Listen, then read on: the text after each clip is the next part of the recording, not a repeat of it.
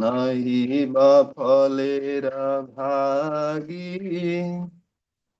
তব সুখ যাহে করিব যতনা, তব সুখ যাহে করিব যতনা, হয় পদে অনুরাগী প্রভু, হয় পদে অনুরাগী। আত্মনিবেদনা ত্বয়া পদে করি, আত্মনিবেদনা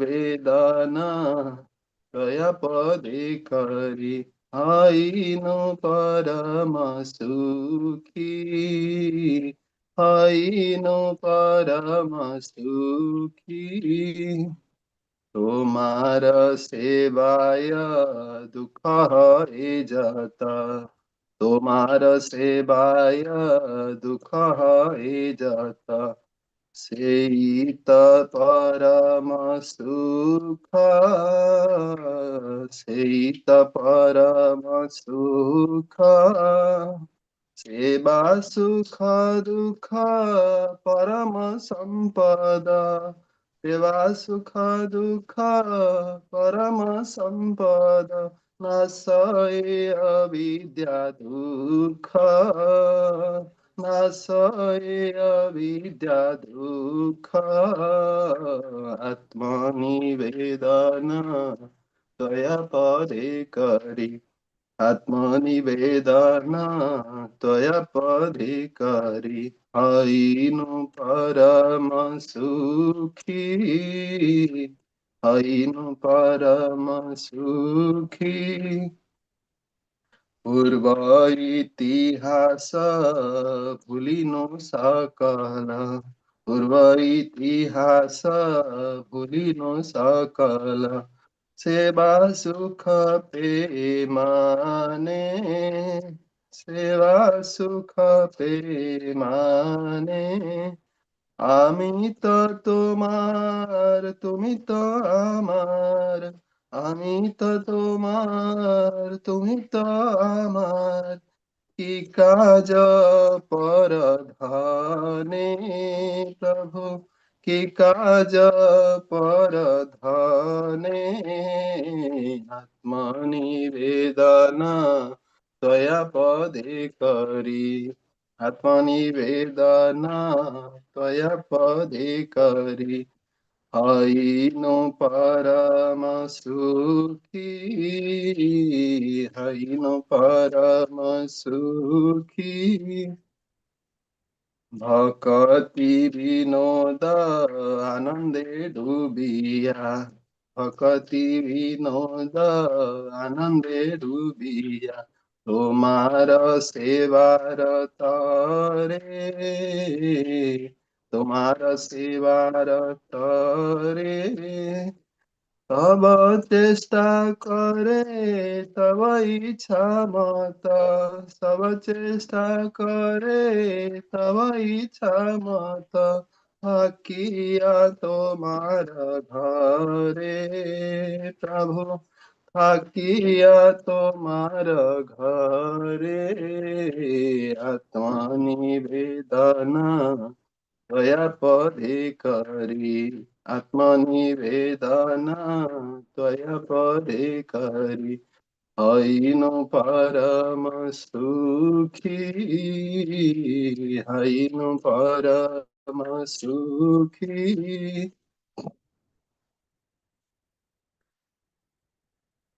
দুঃখ দূরে গেল চিন্তা না রহিলা, দুঃখ দূরে গেল চিন্তা না রহিলা, চৌদিকে আনন্দ দেখি প্রভু, চৌদিকে আনন্দ দেখি। আত্মনিবেদনা ত্বয়া পদে করি, হইনু পরম সুখী, হইনু পরম সুখী। জয় রাধা গোবিন্দ, রাধা গোবিন্দ রাধে, जय गौरनिताय गौरनिताय गौरनिताय जय गौरनिताय जय कृष्ण बलराम जय वृंदावन धाम जय जय प्रभुपाद प्रभुपाद प्रभुपाद जय जय प्रभुपाद जय जय गुरुदेव गुरुदेव गुरुदेव जय जय गुरुदेव निताय गौर हरि बोल हरि बोल हरि बोल निताय गौर हरि बोल हरे कृष्णा कृष्णा कृष्णा हरे हरे हरे राम राम राम हरे हरे हरे कृष्णा कृष्णा कृष्णा हरे हरे हरे राम राम राम हरे हरे हरे कृष्णा कृष्णा कृष्णा हरे हरे हरे राम राम राम हरे हरे हरे कृष्ण समस्त वैष्णव को श्री चैतन्य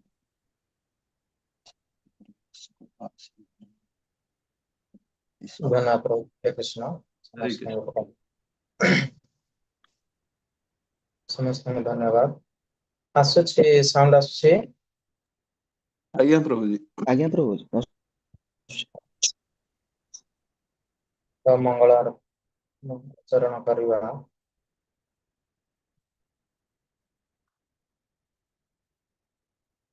ओम नमो भगवते वासुदेवाय ओम नमो भगवते वासुदेवाय ओम नमो भगवते वासुदेवाय ओम ज्ञानतिमिरन्धस्य ज्ञानञ्जनशलाकया चक्षुरुन्मिलितं येन तस्मै श्रीगुरवे नमः श्रीचैतन्यमनोभीष्टं स्थापितं येन भूतले सोऽयं नृपः कदा मह्यं ददाति स्वपदान्तिकम् नमो विष्णुपादाय कृष्णपृष्ठाय भूतले श्रीमते श्रीकृष्ण स्वामिनिति नामिनि नमो विष्णुपादाय कृष्णपृष्ठाय भूतले श्रीमते गौरगोविन्द स्वामिनिति नामिनि नमो विष्णुपादाय कृष्णपृष्ठाय भूतले श्रीमते भक्तिवेदान्त स्वामिनीति नामिनि नमस्ते सारस्वते देवी गौरवाणी प्रचारिणे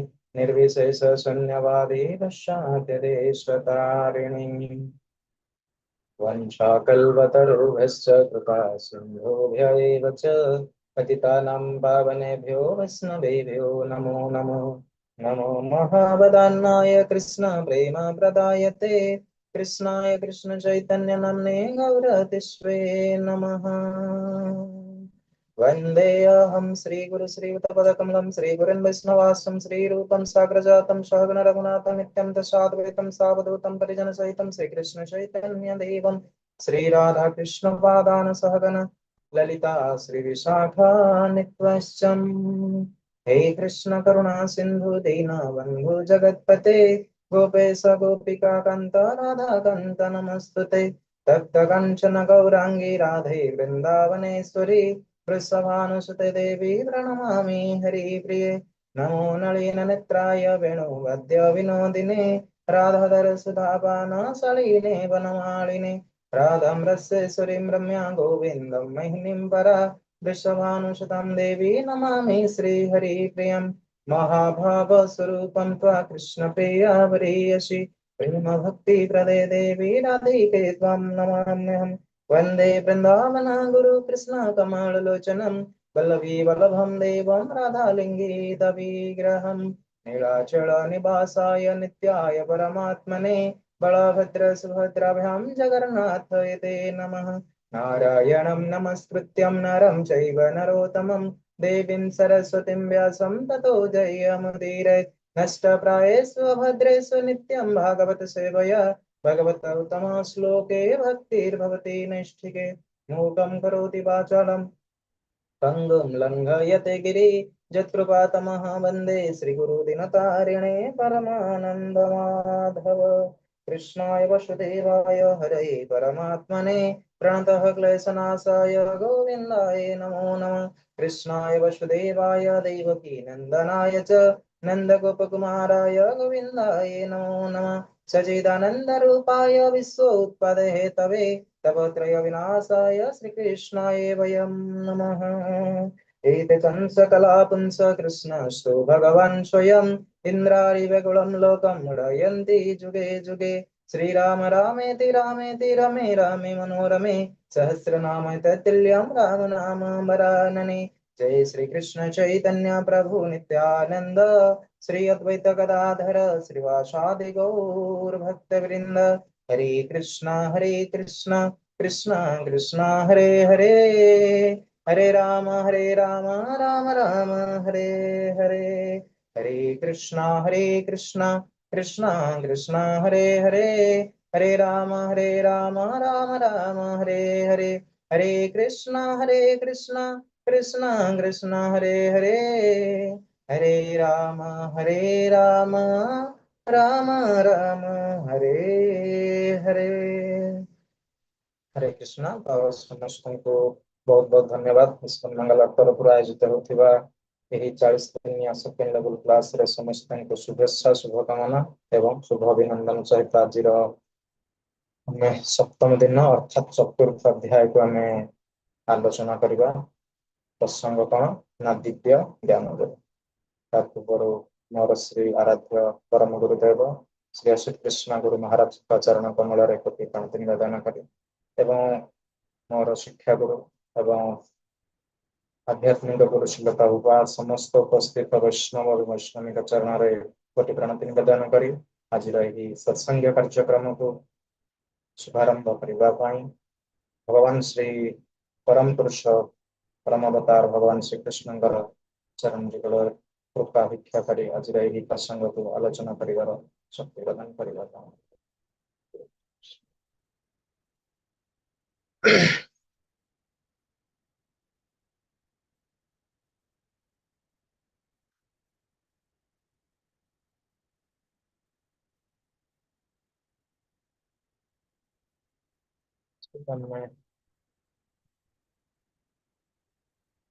आम पढ़ी आसते किभली भाव भगवान अर्जुन को कर्मयोग संबंधी ज्ञान प्रदान करते। कर्म तो करवा किंतु कर्म कहापाई करवा एवं क्यों भली भाव करवा ना कर्म होची तीन प्रकार थिला कर्म सकाम कर्म अकर्म एवं विकर्म किंतु यही कर्म कौन भगवान का निमित्त जो कर्म आमे करुले से ही कर्म द्वारा आम जीवन किभली भाव में साफल्य मंडित हो पार तत्संगे संगे आमे जो कर्म करुचे से ही कर्म कहा निमंत करिया दरकार अर्थात भगवान को निमंते ही आमे करवा किंतु बहुत जो सांसारिक लोक माने अछंती कोन कहउचंती ना कर्म हेउची भगवान किंतु वास्तव रे कोन कर्म ही भगवान होई पारे कि तेणु एभली भाव में जो संसार रे जो प्रकार सब भ्रमात्मक धारणा रही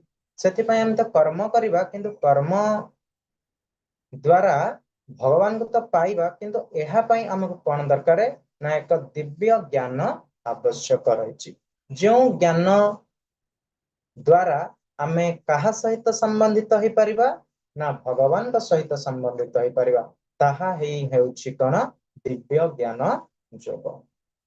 तो श्लोक 1 रे भगवान कौन कहउचंती श्री भगवान उवाच इमं विवस्वते जोक्तम् प्रोक्तवानम् अवयम् विवस्वानमनवे प्राह मनुरीक्षाक अब्रवीत। तो भगवान कहिले मु एही जोग अर्थात अक्षय विज्ञान जोग को प्रथमे सूर्य देवता विवस्वान को कहिथिलि। विवस्वान हेउछंती किए ना मानव मानकर पिता मनु को शिक्षा देले एवं सेही मनु इक्ष्वाकु को शिक्षा देले। तो एथुर आमे जानुचे कौन ना एथुर हमको स्पष्ट सूचना मिलुछि जे भगवत गीतार एहा हेउछि इतिहास। बहुत लोक विभिन्न प्रकार भाष्य रचना करी भगवान कौन करिसेंती ना एक तुच्छ मानव रूप रे दे दैछंती लोकमाननक मत भितर जो भ्रमात्मक धारणा रही जे गीता वेद होची बहुत पुरातन एवं गीता जस्ट किछि वर्ष पूर्वे यह कौन है रचना है किए गोटे एमती कहिसेंती आ किए गोटे कौन रचना करछंती वास्तव रे जदि आमे एही प्रसंग भितर को जिबा आर जो इतिहास को आलोचना करिबा तले ए इतिहास रे आमे पाइबा जे गीता केते सर्व पुरातन एही जो अक्षय विज्ञान जोग ए प्रथमे किए काहा को कहिथिले एउ केउ समय रे भी कहिथिले यार संपूर्ण विस्तृत विवरणी एथिरे आमे पाइबा यह अनादि काल रहिछि एटा केवल आम मानक पई नहीं ये होची राजा महाराजा मानक पई मध्य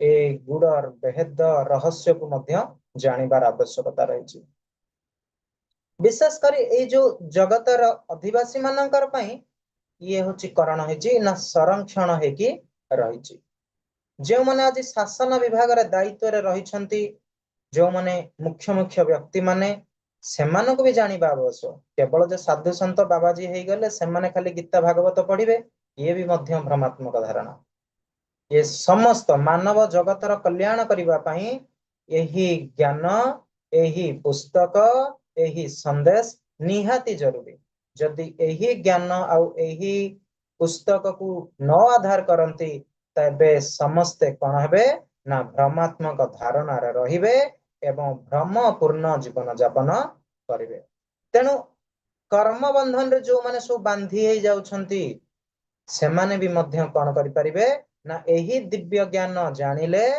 सेही कर्म बंधन रु भी मध्य रक्षा पाई परिबे राज्यर शासनगण समस्त ग्रह समस्त देवता माने एही ज्ञान आहरण करी कौन करिसेंती ना निज निज स्थान रे अधिष्ठित होइछंती सेमाने प्रजा मानकु शिक्षा सभ्यता संस्कृति एवं ता सहित भी मध्य सेवा करुछंती काहार करुछंती ना भगवान कर सेवा तेणु आमको जानिबा को पड़िबो जे आमे जो भ्रमात्मक पूर्ण भाव रे धारणा रे रहिचे जे आमे होचे मालिक तेणु एही भ्रमात्मक धारणा को प्रथमे दूरीभूत करबा को पड़िबो आमे कोन ना आमे होचे भगवान कर दास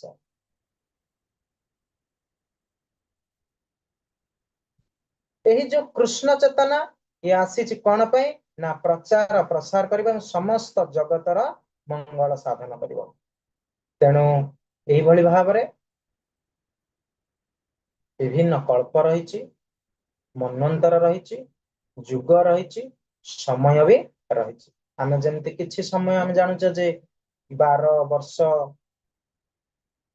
एवं ऋतु सेमिति जत्ते आमे ता भितर को जिबा आमे सत्य बेला जानि परिबा जे आमर जेंति राज्य रे सरकार अछंती सेमिति सेही भली भाव रे तांको राज्य नहीं केवल समग्र राज्य को राजनीति करुछंती आमे भाबुचे जे भारत सरकार इंग्लैंड सरकार अमेरिका सरकार तेणु सरकार किए काहा द्वारा ये सब परिचालित होउछि तेणु सारा संसार को जे परिचालित करुछंती तांको द्वारा ही ये सब किछि सेही भगवान का द्वारा ही कोन होउछंती नियंत्रित होउछंती तेणु ए प्रत्येक जीवगण ना नियंत्रण अधीन एवं भगवान होउछंती कोन ना नियंत्रक तेणु सेही भली भाव रे भगवान जदि नियंत्रक सेही भली भरी मध्य रे ग्रह मानक भी मध्य नियंत्रण करुछंती एवं ग्रह मानकर मध्य राजा अछंती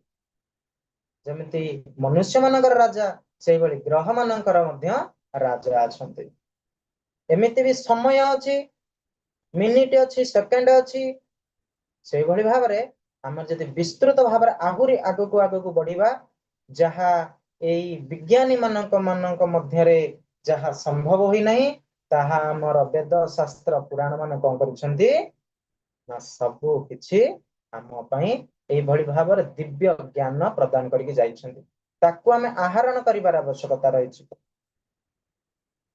ତେଣୁ ଶାସନ କୋଉମାନେ କରନ୍ତି ନା ମନୁଗଣ, ଯୋଉଟା କି ଆମେ କହୁ ମନ୍ୱନ୍ତର। ଯେମିତିକି ବର୍ଷ ସେମିତି ଦେବତା ମାନଙ୍କର, ସେମିତି ସମଗ୍ର ବିଶ୍ଵ ବ୍ରହ୍ମାଣ୍ଡରେ କଣ ଆସେ କଳ୍ପ ଆସେ, ପ୍ରଳୟ ହୁଏ, ସୃଷ୍ଟି ହୁଏ, ପୁଣି ସୃଷ୍ଟିର ବିନାଶ ହୁଏ। ତେଣୁ ପ୍ରତ୍ୟେକ ମାନଙ୍କ ପାଇଁ ଭଗବାନ କଣ କରିଛନ୍ତି ନା ଗୋଟେ ଗୋଟେ ଦାୟିତ୍ୱ ସମସ୍ତଙ୍କୁ ପ୍ରଦାନ କରିଛନ୍ତି। ଯେମିତି ଆମର ସରକାରଙ୍କ ଭିତରେ ଯେକୌଣସି ପ୍ରକାରର ସବୁ ସେବା କରିବା ପାଇଁ କିଏ ଫାଇନାନ୍ସ ମିନିଷ୍ଟର, କିଏ ହେଲ୍ଥ ଡିପାର୍ଟମେଣ୍ଟର ମିନିଷ୍ଟର, କିଏ ଚିଫ ମିନିଷ୍ଟର, କିଏ ହୋମ ମିନିଷ୍ଟର, ସେମିତି ସେଇଭଳି ଭାବରେ ଭଗବାନ କଣ ଦେଇଛନ୍ତି ନା ସୂର୍ଯ୍ୟଙ୍କୁ ଏକ ଦାୟିତ୍ୱ ଦେଇଛନ୍ତି। ପ୍ରତ୍ୟେକ ଗ୍ରହର ସିଏ ହଉଛନ୍ତି କଣ ରାଜା, ଏବଂ ତାଙ୍କ ବ୍ରହ୍ମାଣ୍ଡରେ ସେ ରୁହନ୍ତି। ତାଙ୍କର ନାଁ କଣ ନା ବିବସ୍ୱାନ। ସେଟାକୁ କଣ କୁହାଯାଏ ନା ସୌର ଜଗତ। ଆମେ ବିଜ୍ଞାନରେ ପଢିଛେ ସୌର ଜଗତ। ଯେମିତି ପ୍ରତ୍ୟେକ ଗ୍ରହ, ନକ୍ଷତ୍ର, ନିହାରିକା, ଉଲ୍କାପିଣ୍ଡ ଏ ସମସ୍ତଙ୍କୁ ନେଇକି ସୌର ଜଗତ ଗଠିତ। ତେଣୁ ସେଇଭଳି ଭାବରେ ଏହି ବିବସ୍ୱାନ ହଉଛନ୍ତି ସୌର ଜଗତର ରାଜା। ତେଣୁ ସିଏ ହଉଛନ୍ତି ସୂର୍ଯ୍ୟ ଲୋକର ରାଜା। ବ୍ରହ୍ମ ସଂହିତାରେ ମଧ୍ୟ କଣ କୁହାଯାଇଛି, ଚକ୍ଷୁରେ ସବିତା ସକଳ ଗ୍ରହାଣଂ ରାଜା ସମସ୍ତ ସୁର ମୂର୍ତ୍ତିରଶେଷ ତେଜ ଯସ୍ୟ ଆଜ୍ଞାୟ ଭ୍ରମୃତି ସମୃତ କାଳ ଚକ୍ರೋ ଗୋବିନ୍ଦମ୍ ଆଦି ପୁରୁଷಂ ତମହଂ ଭଜାମି। ତ ବ୍ରହ୍ମା ସେଠାରେ ଭଗବାନଙ୍କୁ ପ୍ରାର୍ଥନା କରୁଛନ୍ତି, ହେ ପରମ ପୁରୁଷ ଭଗବାନ ଗୋବିନ୍ଦ ପର ମୁଁ ପୂଜା କରୁଛି। ସେ ହଉଛନ୍ତି ଅନାଦି ଆଦିମ ପୁରାଣ ପୁରୁଷ। ତାଙ୍କ ଆଦେଶରେ ସମସ୍ତ ଗ୍ରହର ରାଜା, ପ୍ରଭୃତ ଶକ୍ତି ଏବଂ ତେଜର ମଧ୍ୟ ଅଧିକାରୀ। ସୂର୍ଯ୍ୟ ହଉଛନ୍ତି ସେଇ ଭଗବାନଙ୍କର ଚକ୍ଷୁ ସ୍ୱରୂପ। ଯେମିତି ଆମେ ଜଗନ୍ନାଥଙ୍କର କହୁଛେ ନା ଗୋଟେ ଆଖି କଣ ସୂର୍ଯ୍ୟ, ଆଉ ଗୋଟେ ଆଖି ହଉଛନ୍ତି କଣ ଚନ୍ଦ୍ର। ଏବଂ ତାଙ୍କରି ଇଚ୍ଛା ଅନୁସାରେ ସମସ୍ତେ କଣ କରନ୍ତି ନା ନିଜର ଅକ୍ଷପଥ ଏବଂ ନିଜର କକ୍ଷ ପଥରେ ବି ମଧ୍ୟ ଗତି କରନ୍ତି। ଲୋକମାନେ ଭାବନ୍ତି ଯୋଉ ମାଧ୍ୟାକର୍ଷଣ ଶକ୍ତି, ମହାକର୍ଷଣ ଶକ୍ତି, ଏଇ ହଉଛି ଭଗବାନଙ୍କର ଶକ୍ତି, ଯିଏକି ସଂକର୍ଷଣ ଦେବ ଭଗବାନ। ତେଣୁ ଏମାନେ କଣ କରନ୍ତି ନା ଏଇଭଳି ଭାବରେ ତାଙ୍କର ଶକ୍ତି ଦ୍ଵାରା ଏମାନେ ସବୁ ନିଜ ନିଜ ସ୍ଥିତି ମାନ ହୋଇ ରହିଛନ୍ତି, ଏବଂ ପ୍ରତ୍ୟେକ ଗ୍ରହ ନିଜ ନିଜର ଅକ୍ଷ ଏବଂ କକ୍ଷ ପଥରେ ଅନବରତ ଗତି କରି ଚାଲିଛନ୍ତି। ସୂର୍ଯ୍ୟ ହଉଛନ୍ତି ସେଇଭଳି ଭାବରେ ସମସ୍ତ ଗ୍ରହର ରାଜା। ବର୍ତ୍ତମାନ ସୂର୍ଯ୍ୟ ଦେବତା ଯିଏକି ବିବସ୍ୱାନ ନାମରେ ପରିଚିତ, ସେ କଣ କରିଛନ୍ତି ନା ସୂର୍ଯ୍ୟ ଲୋକରେ ଶାସନ କରୁଛନ୍ତି। ସେ କଣ କରୁଛନ୍ତି ନା ଆମକୁ ଆଲୋକ ଯୋଗାଉଛନ୍ତି, ଆଉ ତା ସହିତ ଉତ୍ତାପ ମଧ୍ୟ ଯୋଗାଉଛନ୍ତି, ଏବଂ ଅନ୍ୟ ଗ୍ରହ ଗୁଡିକୁ ମଧ୍ୟ ନିୟନ୍ତ୍ରଣ କରୁଛନ୍ତି। କାହାର ଆଦେଶରେ ନା ଭଗବାନଙ୍କର ଆଦେଶରେ। ତେଣୁ ଏଇଠି ହିଁ ଆସେ କଣ ନା ଯେହେତୁ ସେ ଭଗବାନଙ୍କର ଆଦେଶରେ, ତେଣୁ ଭଗବାନ ହଉଛନ୍ତି ଗୁରୁ ଏବଂ ବିବସ୍ୱାନ ହଉଛନ୍ତି ଶିଷ୍ୟ। ପ୍ରଥମେ ଭଗବାନ ଶ୍ରୀକୃଷ୍ଣ ଅର୍ଥାତ ଗୋବିନ୍ଦ କଣ କରିଥିଲେ ନା ଭଗବାନ ସେହି ବିବସ୍ୱାନଙ୍କୁ ଏହି ଗୀତା ଜ୍ଞାନର ପ୍ରଥମ ଥର ପାଇଁ ପ୍ରଦାନ କରିଥିଲେ। ମହାଭାରତରେ ମଧ୍ୟ ଏହା ବର୍ଣ୍ଣନା ଅଛି। ଏଭଳି ଭାବରେ ଭଗବାନଙ୍କର ସହିତ ଆମର ହଉଛି ସମ୍ବନ୍ଧ। ବିବସ୍ୱାନ ମନୁକୁ ଯୋଉ ପ୍ରଦାନ କରିଥିଲେ ସେଇ ଜ୍ଞାନ, ସେ ମନୁ ହଉଛନ୍ତି ଆମର ପିତା। ତେଣୁ ତାଙ୍କରି ନାମ ଅନୁସାରେ ଆମେ ହଉଛେ ମାନବ ଅର୍ଥାତ ମନୁଷ୍ୟ। ଏବଂ ସେହି ମନୁଙ୍କ ଠାରୁ ଇକ୍ଷ୍ୱାକୁ ଆସିଲେ। ଇକ୍ଷ୍ୱାକୁ କିଏ ମାନେ ପୂର୍ବରୁ ଜାଣିଥିଲେ ଯେ ଭଗବାନ ଶ୍ରୀ ରାମଚନ୍ଦ୍ରଙ୍କ ବଂଶରେ ଏକ ସୁଦକ୍ଷ ରାଜା, ଯିଏକି ରଘୁବଂଶର ଟେକ ରଖିଥିଲେ। ସେଇ ରଘୁବଂଶର ସେ ପିତୃପୁରୁଷ। ତେଣୁ ମହାରାଜ ଇକ୍ଷ୍ୱାକୁଙ୍କ ସମୟରୁ ମଧ୍ୟ ରହି ଆସିଛି। ତେଣୁ ଏଇଭଳି ଭାବରେ ଯଦି ଆମେ ଦେଖିବା, ସର୍ବପ୍ରଥମେ ଭଗବାନ ବିବସ୍ୱାନଙ୍କୁ କହିଲେ, ବିବସ୍ୱାନ ମନୁଙ୍କୁ କହିଲେ, ମନୁ ଇକ୍ଷ୍ୱାକୁଙ୍କୁ କହିଲେ, ଏବଂ ଏଇ ଯୋଉ ଗୁରୁ ପରମ୍ପରା ଏଇଠିକି ନାହିଁ ବ୍ରେକ୍ ହେଇଯାଇଛି। ତା ପରବର୍ତ୍ତୀ ସମୟରେ ଆଉ ଏଇ ଗୁରୁମ୍ପରା ସଠିକ ଭାବରେ ତାର ପ୍ରକ୍ରିୟାରତ ହୋଇନାହିଁ। ତେଣୁ ଭଗବାନ ଏହି ପ୍ରକ୍ରିୟାକୁ ସୁଚାରୁ ରୂପେ ତୁଲେଇବା ପାଇଁ ପୁନଃ ଏକ କୁରୁକ୍ଷେତ୍ର ଯୁଦ୍ଧ ଭୂମିର ଆଡମ୍ବରପୂର୍ଣ୍ଣ ଭାବରେ କଣ କରିଛନ୍ତି, ଏକତ୍ରିତ କରିଛନ୍ତି। ସମସ୍ତ ପାପୀ ମାନଙ୍କୁ ଏକତ୍ରିତ କରି କିଭଳି ଭାବରେ ଗୁରୁ ପରମ୍ପରା ରହିପାରିବ ଏବଂ ଏହିଭଳି ଭାବରେ ଦିବ୍ୟ ଜ୍ଞାନ ଯୋଗ ମାନବ ସମାଜର କଲ୍ୟାଣ ପାଇଁ ପୁନଃ ଭାବରେ ପ୍ରତ୍ୟାବର୍ତ୍ତନ ହୋଇପାରିବ। ତତ୍ସଙ୍ଗେ ସଙ୍ଗେ ଏ ସମସ୍ତ ଅଧର୍ମୀ ଏବଂ ପାପୀ ମାନଙ୍କୁ କ୍ଷଣକ ଭିତରେ ସମାପ୍ତ କରିପାରିବେ, ବିନାଶ କରିପାରିବେ। ତେଣୁ ଏଇ ଯୋଉ ଆମେ ଦେଖିଥିଲେ ଯେ ଆମର କେତୋଟି ଯୁଗ ଅଛି ନା 4ଟି ଯୁଗ ଅଛି। କଣ କଣ ନା କଳି ଯୁଗ, ଦ୍ୱାପର ଯୁଗ, ତ୍ରେତୟା ଯୁଗ ଏବଂ ସତ୍ୟ ଯୁଗ। আর তাহলে ବୟସ ସୀମା କେତେ?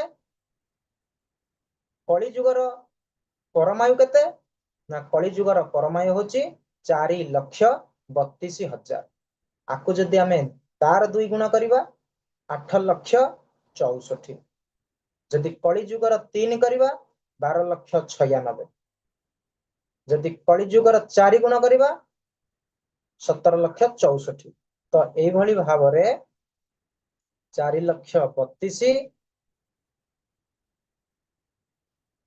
4,32,000, 8,64,000, 12,96,000, 17,64,000 এইଭଳି ଭାବରେ ଟୋଟାଲ 43,20,000 ସମ୍ପୂର୍ଣ୍ଣ ଭାବରେ ଗୋଟିଏ କଣ ହୁଏ ନା ଚତୁର୍ଯୁଗ ହୁଏ।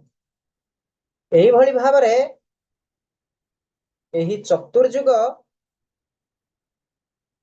ଯେତେବେଳେ 1000 ଥର ହୋଇଯାଏ ତାର ରାଉଣ୍ଡ ସାର୍କେଲ ରେ ବୁଲେ, ସେଟା ଗୋଟେ କଣ ହେଇଯାଏ ନା ଗୋଟେ କଳ୍ପ ହେଇଯାଏ। ସେଇ କଳ୍ପରେ 71 ଥର ମନୁ ଆସନ୍ତି। ଯୋଉ ଗୋଟେ କଳ୍ପରେ ଆମେ ଯୋଉଟା କହୁଛେ 14 ଜଣ ମନୁ, ସେଟା କେମିତି ହୁଏ ନା 71 ଥର ଆସନ୍ତି। ତ ଯଦି ଆମେ ଦେଖିବା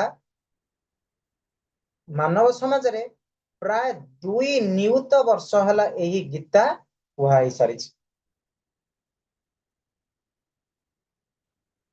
ତ এইଭଳି ଭାବରେ ଏଇ ଯୋଉ ବୈଦିକ ଜ୍ଞାନ କୌଣସି ମାନବିକ ବ୍ୟାଖ୍ୟା ମିଶେ ନାହିଁ, କୌଣସି ପ୍ରକାରର ପାର୍ଥିକ ବ୍ୟାଖ୍ୟା ବି ମଧ୍ୟ ନାହିଁ, କୌଣସି ପ୍ରକାରରେ ମନ ଧର୍ମର ବି ମଧ୍ୟ କଥା ନାହିଁ। ତେଣୁ ଗୁରୁ ପରମ୍ପରାକୁ ସଠିକ ଭାବରେ ଯଥାନୁରୂପ ଭାବରେ ଆମକୁ କଣ କରିବାକୁ ପଡିବ, ଗ୍ରହଣ କରିବାକୁ ପଡିବ। ଯଦି ଆମେ ସବୁ ଏଇଭଳି ଭାବରେ ସଠିକ ଜ୍ଞାନକୁ ଆହରଣ କରିପାରିବା, ଯୁଗ କଳ୍ପ ମନ୍ୱନ୍ତର ଏଇଭଳି ଭାବରେ ବ୍ରହ୍ମା ବି ମଧ୍ୟ ତାଙ୍କର 100 ବର୍ଷ ବଞ୍ଚନ୍ତି ଏବଂ ବ୍ରହ୍ମାଙ୍କର 100 ବର୍ଷ ଯେମିତି କମ୍ପ୍ଲିଟ ହେଇଯାଏ, ସେମିତି କଣ ହୁଏ ନା ଭଗବାନଙ୍କର ଇକ୍ଷଣରେ ରୁଦ୍ରଦେବ ତାଣ୍ଡବ ନୃତ୍ୟ କରନ୍ତି ଏବଂ ସୃଷ୍ଟିର ସଂହାର ହୋଇଯାଏ। ପୁଣି ଗର୍ଭୋଦକ ସାଇ ବିଷ୍ଣୁଙ୍କର ଗର୍ଭରେ ସମସ୍ତେ ଲୀନ ହେଇଯିବେ, ପୁଣି ଭଗବାନଙ୍କର ଇଚ୍ଛା ହବ, ପୁଣି ସୃଷ୍ଟି ହବ। ତେଣୁ এইଭଳି ଭାବରେ ସୃଷ୍ଟିର ସର୍ଜନା ଏବଂ ସୃଷ୍ଟିର ବିନାଶ ହୋଇଥାଏ।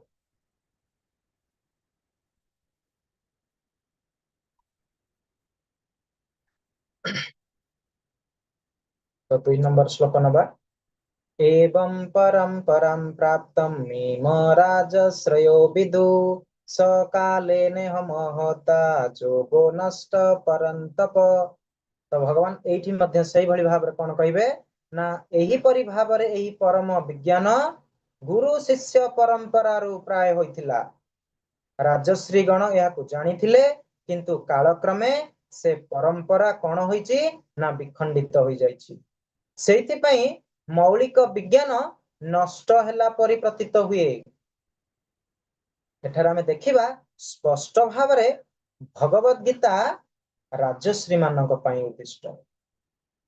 ସେମାନେ ପ୍ରଜା ମାନଙ୍କୁ ତାଙ୍କର ଯୋଉ ନୀତି ଅନୁସାରେ ଶାସନ କରିବା ପାଇଁ ଏବଂ ତାଙ୍କର ଯୋଉ ଉଦ୍ଦେଶ୍ୟକୁ ସଫଳ କରିବା ପାଇଁ यही ज्ञान ही आवश्यक। एवं विभिन्न प्रकार भाष्यकार माने अछंती जो माने कि निज निजर भाष्य रे समाने कोन करंती ना विभिन्न जड़वादी को आलोचना करंती एवं भगवान को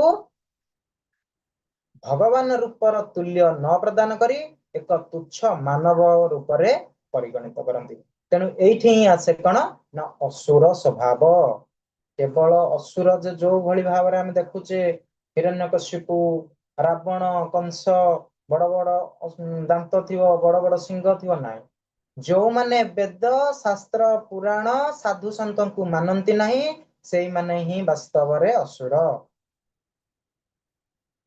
से माने कौन करती ना निजर जो संपत्ति ताकू उपभोग करने ପାଇଁ चेष्टित रहନ୍ତି। सेमाने विभिन्न प्रकार कल्पना जल्पना करନ୍ତି एवं एही कल्पना जल्पना तांका ପାଇଁ कौन होई जाए ना एक प्रकारर आसुरी मनोवृत्ति आनी थाए। तेणु एही भली भावरे ए जो गुरु परंपरा प्राप्त करिवा ପାଇଁ आमे जाके देखिथिले वैष्णवर जो चारि गुरु परंपरा रहिचंती।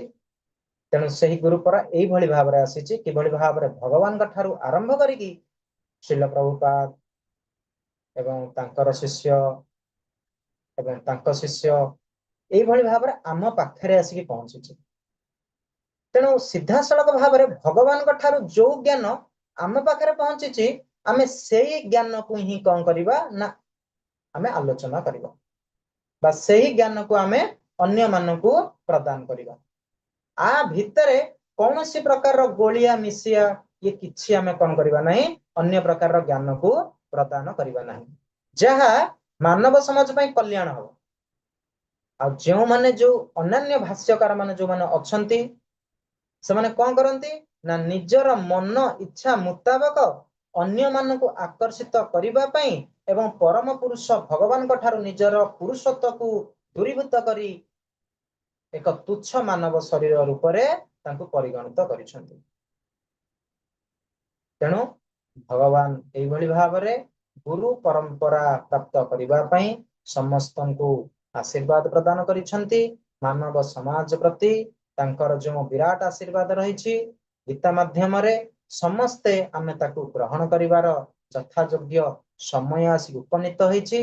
तेणु प्रत्येक व्यक्ति एही गुरु परंपरा प्राप्त ज्ञान को आहरण करी निजर जीवनर जो समय को जो माने अपचय करूचंती ताहा सही समय को अपचय न करी केवल कौन करिवार अछि ना भगवान कर सही परम धाम एवं भगवान का सहित जो संबंधित हेबार जो ज्ञान हम पाखरे पहुंची तार सदुपयोग करिवार समय आसीकी उपनीत। तेणु श्लोक 3 आमे नबा स एवायं मया तद्य जोगं प्रक्त पुरातन भक्तोऽसि मे सखा चेति रहस्य हेते द्युतमम्। तो भगवान तबे काहाकू एही प्रकार ज्ञान प्रदान करंती जे भगवान कर प्रिय जे भगवान कर सहित संबंधित होइछंती जे भगवान कर मित्र जे भगवान कर सखा। तेणु अर्जुन एठी किए ना भगवान कर जणे दास एवं आउ जणे होचंती तांकर बंधु एवं तांकर मध्य परिवार संबंधित। तेणु भगवान सही कथा कहउचंती जे तुमे मोर होच भक्त एवं सखा। तेणु मु आज तुमको सही पुरातन जोग कथा अर्थात जीवर जो भगवान का सहित जो नित्य संबंध अछि ताहा आज मु तुमको कहिबी। तुमे मोर अति प्रिय भक्त एवं सखा। तेणु तुमे एही विज्ञानर रहस्य को बुझी परिबो। आमे कह जाइछि ना नवम अपराध अश्रद्धालु व्यक्ति माननकु आमे कदापि भगवानकर संबंधी कथा को कहिबा ना काहे कि ना सेमाने भगवान को ऊपर विश्वास करंदे जेहेतु तांको पाखरे तम गुणर प्रालब्ध अधिक एवं सेमाने होचंदी आसुरी संपन्न। तेणु सेमाने भगवान को प्रति सबु बेले ईर्ष्यान्वित। तेणु कदापि से भगवान को विश्वास करंदे ना। तेणु आमे सेमानंकु एइथि पई एही प्रकार ज्ञान प्रदान करिबा अनुचित। सेही कथा वर्तमान भगवान एठी कहउचंदी जे पृथ्वी रे ଦୁଇ ପ୍ରକାରର ଲୋକ ଅଛନ୍ତି, ଗୋଟେ ହଉଛନ୍ତି ଦେବତା ଆଉ ଗୋଟେ ହଉଛନ୍ତି ଅସୁର। ତେଣୁ ଏ କାଳରେ କଣ ଅଛନ୍ତି ନା ସେଇ ଦେବତା ଶ୍ରେଣୀର ଲୋକ ଅଛନ୍ତି ଯୋଉମାନେ କି ଭକ୍ତ, କାରଣ ଦେବତା ଶ୍ରେଣୀର ଲୋକମାନେ ହଉଛନ୍ତି ସବୁବେଳେ ଭଗବାନଙ୍କ ପ୍ରତି ସମର୍ପିତ ଏବଂ ସେମାନେ ହଉଛନ୍ତି ଭଗବାନଙ୍କର ସେବା କରିବା ପାଇଁ ତତ୍ପର, ତେଣୁ ସେମାନେ ହଉଛନ୍ତି ଭକ୍ତ। ଆଉ ଗୋଟେ ଶ୍ରେଣୀରେ ଅଛନ୍ତି କଣ ନାସ୍ତିକ, ଯୋଉମାନେ ଭଗବାନଙ୍କ ପ୍ରତି ଈର୍ଷାନ୍ୱିତ, କ୍ରୋଧ, ତେଣୁ ସେମାନେ କଣ ନା ଅସୁର। ତେଣୁ ଏଇଭଳି ଭାବରେ ଭଗବାନ ଏଇ ଯୋଉ ବିରାଟ ବିଜ୍ଞାନକୁ ଶିକ୍ଷା ଦେବା ନିମନ୍ତେ କାହାକୁ ବାଛିଲେ ନା ଅର୍ଜୁନଙ୍କୁ ବାଛିଲେ। ଅର୍ଜୁନଙ୍କ ପାଖରେ ଏହି ପ୍ରକାର ସବୁ ପ୍ରକାରର ତାଙ୍କ ପାଖରେ କଣ ଥିଲା ନା କ୍ୱାଲିଟିଜ ଥିଲା, ଯେ କିଭଳି ଭାବରେ ଭଗବାନଙ୍କର ତାଙ୍କର ଯୋଉ ସ୍ୱରୂପକୁ ସେ ବାସ୍ତବରେ ଜାଣିଥିଲେ। କେବଳ କିଛି ସମୟ ପାଇଁ ଏହି ପ୍ରକାରର ଲୀଳା କରିବା ପାଇଁ ଅର୍ଜୁନଙ୍କ ମନରେ ବହୁତ କିଛି ସନ୍ଦେହ, ବହୁତ କିଛି ଦ୍ୱନ୍ଦ୍ୱ ଉପୁଜିଛି, କିନ୍ତୁ ଏହା ବି ମଧ୍ୟ ହଉଛି ମାନବ କଲ୍ୟାଣ ନିମିତ୍ତ। କାରଣ ସେ ହଉଛନ୍ତି ଭଗବାନଙ୍କର ଜଣେ ପ୍ରିୟ ଭକ୍ତ। ସବୁ ପ୍ରକାର ତାଙ୍କର ଜୀବନର ପିତାଙ୍କ ମୃତ୍ୟୁ ଠାରୁ ସେ କେବଳ ହିଁ ଭଗବାନଙ୍କ ଉପରେ ନିର୍ଭରଶୀଳ ଥିଲେ।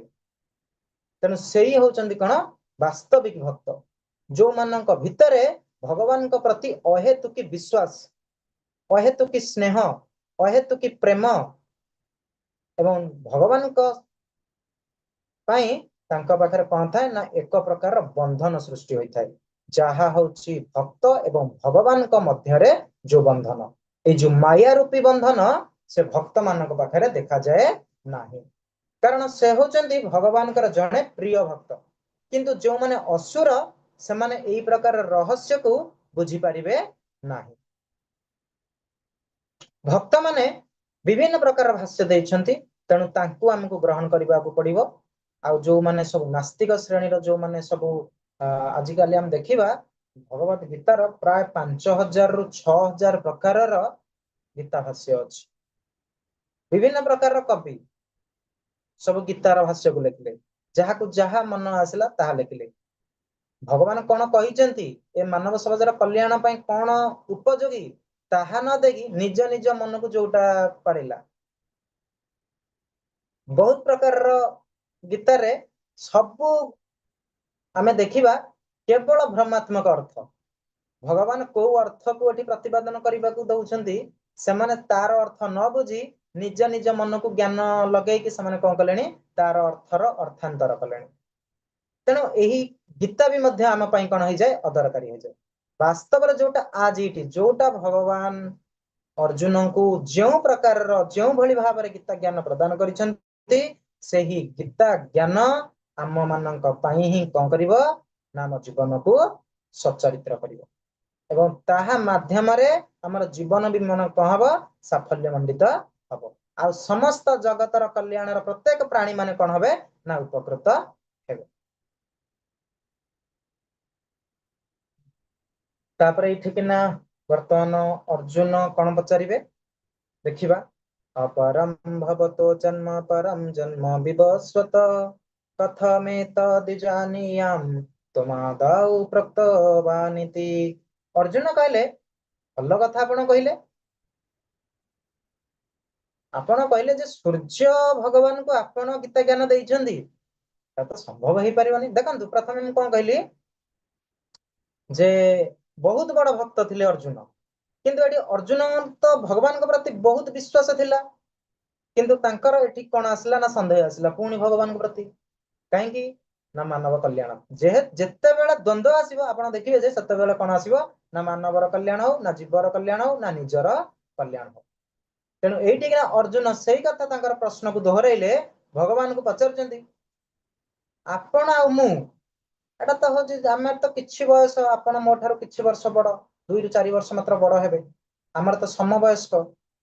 ଆଉ ଭଗବାନ ବିବସ୍ୱାନ ଅର୍ଥାତ ସୂର୍ଯ୍ୟଦେବ ଅନାଦି କାଳରୁ ସୃଷ୍ଟିର ଆରମ୍ଭରୁ ତ ଅଛନ୍ତି।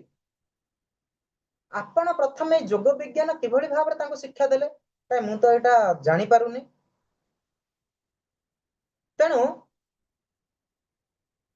ଆମେ ଯଦି ପର୍ପଟକୁ ଯିବା ଦେଖିବା ଅର୍ଜୁନ ଭଗବାନଙ୍କର जड़े बहुत बड़ और अति प्रिय भक्त से किपरि कृष्णकर कथा को विश्वास करि पारु नाहंती कथाटा कौन अर्जुन निज ही पचारू ना एठू कि नहीं आसीगला जे निज जहाँ भी आज पर्यंत जहाँ भी आम पूर्व पढ़ी आसीचे अर्जुन प्रथम अध्याय अर्जुन विषाद जग ठारू एपर्यंत ये सब कौन ना निज से पचारू ना ये सब कहापाई ना अन्य मानक पाई जीव जगत पाई पचार तेणु जो माने परम पुरुष भगवान को विश्वास करती नहीं किंबा जो असुर माने ए कथा ग्रहण करि पारंती नहीं भगवान श्री कृष्ण होउछंती परम पुरुष भगवान सेमानक पाई ही ए कथाटी पचारुछंती सत्य जेपरी भगवान श्री कृष्ण को कहीं जानती नहीं जदि आमे दशम अध्याय मध्य आलोचना करिबा अर्जुन भल भाव जानी जे कृष्ण होउछंती कौन ना परम पुरुष भगवान कहीं ना सी भी सेठी कहिबे जे मो मो पूर्वर मु आपन कहूनी जे केवल परम पुरुष भगवान मो पूर्वर सर्वप्रथम जीवर सृष्टिर प्रथम सृष्ट जीव ब्रह्मा आपन को स्तुति करिसंती गोविंदम आदि पुरुषम तमहम भजामि भगवान शंकर मध्य शंकर्षण देव को मध्य भागवतम स्तुति करिसंती देवल मुनि नारद मुनि व्यासदेव ये समस्ते पूर्वर तेणु मोर मध्य एथरे कौन प्रकार संदेह ना तेणु कृष्ण ये जो देवकी पुत्र रूप से जो धराधाम अवतीर्ण होती सी ही वास्तव रे कौन ना अंतिम सी होचंती अंतिम आमर जो लक्ष्य अच्छी भगवान पाखक जावाई तेणु से भगवान होचंती भगवान श्री कृष्ण सी होचंती कौन ना भागवत आम देखा जे भगवान श्री कृष्ण समस्त अवतारंकर मूल उत्स तांको ठारू ही सबु किछि कौन होइचंती नस्वांश रूप रे प्रत्यक्षांश एवं विभिन्नांश रूप रे आम पाखरे आसी पहुंचंती एवं प्रत्येक हृदय रे भी मध्य से विराजित होइछंती एवं आमे होचे कोन ना सेही भगवानकर अंश मध्य तेणु श्रीकृष्ण होचंती परमेश्वर यह को मध्य आमे केवल ग्रहण करिने यह को मध्य शंकराचार्य ग्रहण करिसंती सारा पृथ्वी वर्ष मध्य ग्रहण करिसंती आज प्रत्येक देश रे आपण देखिबे भगवान श्रीकृष्णकर नाम हरे कृष्ण महामंत्र उच्चारण करुचंती एवं निजर जीवन को साफल्य मंडित करुचंती आ केतक नास्तिक लोक माने अछंती जो माने कि भगवानकर विरोध रे जाउचंती तेणु एरा कहार काम ना असुर मानकर काम असुर माने कोन करिवे ना साधारणतः निज को प्रतिष्ठा करेबे कृष्ण जते बेला निज कथा कहउचंती समस्त शुभ चिंतक भगवान जते बेला निज कथा कहंती सेटा होची कोन ना समाज कल्याण समाजर कल्याण निमित्त शुभ चिंतक तेणु जो नास्तिक माने एही असुर गण कृष्ण को गोटे साधारण मानव रूप में ग्रहण करती से माने होचंती नराधाम से होचंती भगवान चित्तानंद पुरुष से होचंती सत चित एवं आनंदमय से होचंती ज्ञान एवं आनंदमयर रूप साधारणतः नास्तिक माने कृष्ण को गोटे साधारण मानव भली भूत प्रकृतिर त्रिगुणर अधीन बोली जानती किंतु नास्तिक मानकर भावना को खंडन करने निमित्त अर्जुन कौन कले ना यही प्रश्न पचारिले तो श्लोक 5 बहुनी मे व्यतीतानि जन्मानि तव चार्जुन ताने अहम वेद सर्वाणि न त्वं वेद तम परन्तप तो ये भगवान तांकर प्रश्नर उत्तर दउचंदी कोन ना हे शत्रु दमनकारी अर्जुन तुमर आ मोर अनेक जन्म बीती सारिछि सेगुड़िक को मु मने रखिछि किंतु तुमे ताहा मने रख नाही तुमे मने रखि पारि ना कारण तुमे होचे जीव मु होछि कोन परमात्मा स्वरूप मु होछि अखिल ब्रह्मांडर नायक मु होछि परम पुरुष भगवान बहुत जन्म आमर एमिति हेई सारिछि आमे नर नारायण हेई सारिछे ଆମର ଜନ୍ମ ଏମିତି କେତେ କେତେ ଜନ୍ମରେ ଆମେ ତୁମର ମୋର ସାଙ୍ଗ ସାଥୀ ମିତ୍ର ଶତ୍ରୁ ରୂପରେ ଆମେ ଅବତୀର୍ଣ୍ଣ ହେଇଛି, କିନ୍ତୁ ଆଜି ପର୍ଯ୍ୟନ୍ତ ମୋର ସବୁ ମନେ ଅଛି, କିନ୍ତୁ ତୁମର କଣ କିଛି ମନେ ନାହିଁ। କାରଣ ମୁଁ କଣ ଦିଏ ଜୀବକୁ ନା ମୁଁ ସ୍ମୃତି ବି ଦିଏ ଏବଂ ବିସ୍ମୟ ବି ପ୍ରଦାନ କରେ।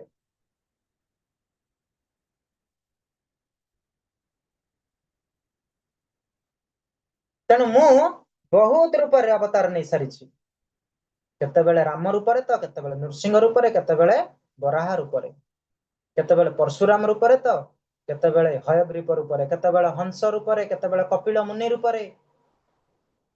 ତେଣୁ ପ୍ରତ୍ୟେକ ଜନ୍ମର ପ୍ରତ୍ୟେକ ବୃତ୍ତାନ୍ତ ମୁଁ ବର୍ତ୍ତମାନ କହିପାରିବି, କିନ୍ତୁ ଯେତେବେଳେ ଜୀବ ତାର ଏହି ପଞ୍ଚ ମହାଭୂତ ଶରୀରକୁ ଛାଡିଦିଏ, ନା ତାର ଆଉ ଆତ୍ମାର ଜ୍ଞାନ ରହେ ନା ତାର ଆଉ ପରମାତ୍ମାର ଜ୍ଞାନ ରହେ।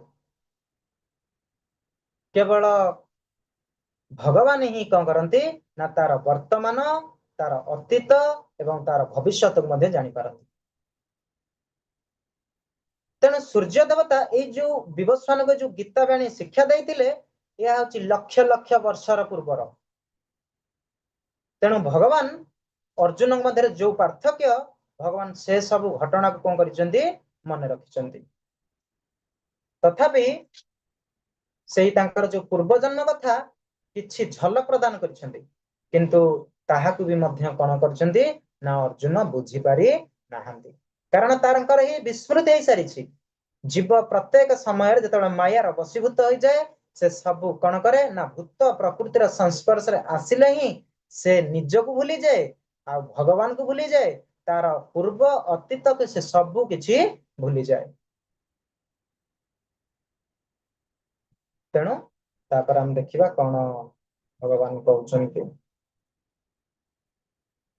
अजोऽपि सन्नवयात्मा भूतानाम् असिरम् अपि सन् प्रकृतिं स्वामधिष्ठाय संभाव्यम् आत्ममायया।